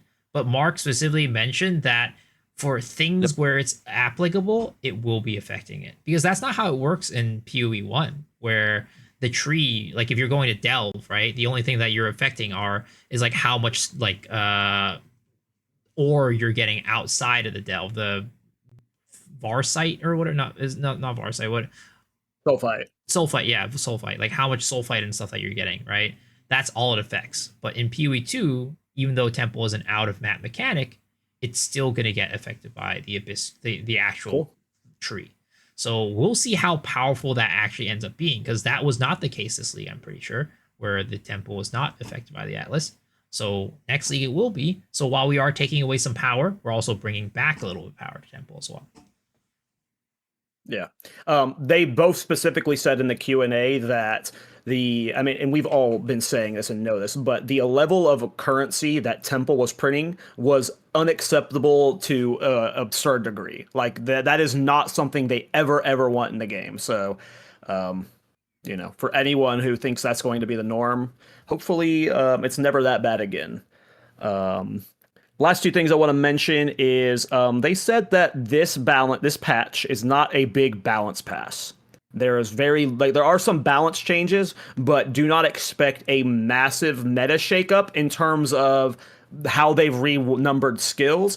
Obviously, with a brand new league mechanic and 100 new runes and stuff, that is going to lead to some form of meta shift, but it's not like there's going to be sweeping skill changes like we've seen in previous patches. They said they're saving that for mid-league and 1.0 potentially. Which I'm not upset by that. Do you guys look in these patches and expect sweeping balance changes, Miso? I mean, I'm expecting there to be probably a culling at the top end, but beyond that, probably I don't really expect all that much outside of it. Like the hope is, right, for me going into a patch, an update, is that they buff the viability of some of the skills that are not as used and nerf a little bit on the top end, right? So that's like what I look for every single time. And if there's enough things, new things that can become meta and viable, and the best thing is from last patch is no longer the best thing. Maybe it's like third best, fourth best, whatever it might be. I think that's totally passable. That's what I'm looking for. I mean, I think it's understandable to not do these because they would have to do it over and over again before all the classes are released and everything. And we said this time and time again on the podcast as well. There's never going to be a perfect balance ever. So they're taking the early access approach a little bit now, and I think it's understandable. I also don't think it's such a bad thing if something is sometimes maybe even ridiculously broken for a little bit, as long as it's fun and it's not ruining like playing what other people are doing in the game or whatever. But we haven't really seen that so far. So as long as something is fun, let it be broken for a little bit. Like Miso said, cut off the top sometimes maybe a little bit if something is like in a ridiculous state and it just turns out to be everyone just feels the need to play that's definitely not too well. But apart from that, it's a video game. Let people have fun. Let all the classes come in. Let the game come into a state that it is the most finished that it can be, and then they can at least try to get a balance in there. So I just think that they probably have different priorities right now, which we already talked about, like campaign and the classes and getting just the game into a polished state, right? So I think very reasonable. Mm-hmm. Yeah, I think I've quoted this quote before. It might have been Palsteron who said it, but he was saying like, there's no problem with something being extremely powerful for a league. That's totally fine as long as people have fun with it. But the world that would not be great is if that number one thing stays number one for multiple leagues in a row. Yeah, that makes sense because then it's just bad for the game because people get bored, and that's the poison. That's the poison of any video game that is live service oriented and wants to make money. Agreed. Last thing I want to talk about is they did talk about crafting currencies. They specifically said greater and perfect currencies are too common, especially with transmutes and augmentation orbs. So I'm not a heavy crafter, but I do find myself in late game always having perfect augs and perfect transmutes. Always. It's never a choice when I get to end game. I'm curious if that's your guys' experience. No, I've never done temple. Oh, okay. Like not a real temple. I've done Zeri farming, but I've never done temple farming personally. If I always have perfect aug and transmutes. If I remember correctly, I might just be wrong. If I remember correctly, I didn't feel like they were too common before this whole temple thing. So to be clear, I'm not a crafter, so it's not like I'm spamming through them like 20 to 40 plus a day, right? Like, I'm maybe using 5 to 10 a day. So, I mean, you're the perfect person to judge it then. You're not doing temple and you're not like a giga crafter, and you feel like they are very common for you. At some point, Up to they transmutes be for right. sure. At some point, I have way more of those than regular ones because I take the regular ones off my filter, and they start stacking up to getting like where Okay. I'm like, well, I'm actually having to buy normal transmute and augs because I don't get them because they're filtered out because I use them for like mapping my maps and stuff. But the other ones, it's like, yeah, I'm just gonna use this whenever I get a white base. They start stacking up. They do. Yeah. I mean, from your perspective, Rabbit, what are your thoughts on that discussion around the perfects and graders? Temple has skewed my my feelings so much on that I can't really form an opinion. I do think overall, completely disconnected from Temple or whatever, I do think they need to have a certain amount of variety. It should not be something that is just like every single time you want to use it, you can use it. I think that devalues the whole notion of it because it's supposed to be at least a little bit of a good feeling when you actually use it. It should not be like this throwaway article like every single time. It's just like brain dead. Oh yeah, I'm clicking it. I think it just makes the item, it just makes the currency cooler if there's at least some sort of scarcity to it. If you're specifically like white base farming and crafting them up and selling them, that would be the only scenario I could see you like maybe running out of them consistently. You'd have to be white base crafting and be doing it yourself. Okay, cool. That was Well, I'm sure there's plenty of stuff we missed. Oh, go ahead, Miso. Sorry. I was gonna say they also mentioned that perfect exalts and like perfect currency in general, but are way too common. And I will see. Like I don't know if you guys remember 0.3, but perfect exalts and perfect chaos were pretty dang expensive. They were super rare. Like I disagree with perfect exalts and chaos like being too common. Like they feel too common right now because Temple has devalued perfect exalted orbs completely. Like they're so cheap. So I assume that yes, that's my memory of perfect exalts and chaos orbs is they were like very expensive. They were a premium. So And I think this league was like a double whammy where they lowered the crafting power, so perfect exalts were not as expensive anymore because of that, and also because crafting just wasn't as good, and also Temple was printing. Yep. Well, I'm sure there's stuff we missed, guys. Next week we will not be live Thursday. We'll be live Wednesday, I believe, with Rax. If there's something we didn't cover today that you're dying to hear us talk about, let us know in the comments. I'll make sure it's on the show notes next week. I'm sure there's things we missed. I didn't even get to watch the full Q&A yet, so but let us know in the comments, guys. This was, an absolute blast once again talking with you guys. This is like, I don't know how else to equate it other than Nerd Christmas. Like, but that doesn't feel like I'm doing it justice. Like, it's a very unique experience, and it's very fun to be able to share that enthusiasm with you guys. We're nerds. I like being nerds with you guys. But yeah, we'll be live next week. Let's go ahead and get our shout outs. I feel like my brain feels like I'm discombobulated right now because we usually have build of the week and we're just like there's not there now, so it's just straight into the outro. Yeah, Miso, take it away, man. Yep. Go ahead. As per usual, Miso like Shuru on Twitch and YouTube. Come check me out there. If you're listening to the pod, you're probably on the YouTube. But yeah, I'm gonna be posting a lot of stuff related to 0.5, my breakdowns, analysis of everything. So if you are interested in all of that, come check out and hang out. It's gonna be a good time. Hello, I'm also this same YouTube and Twitch.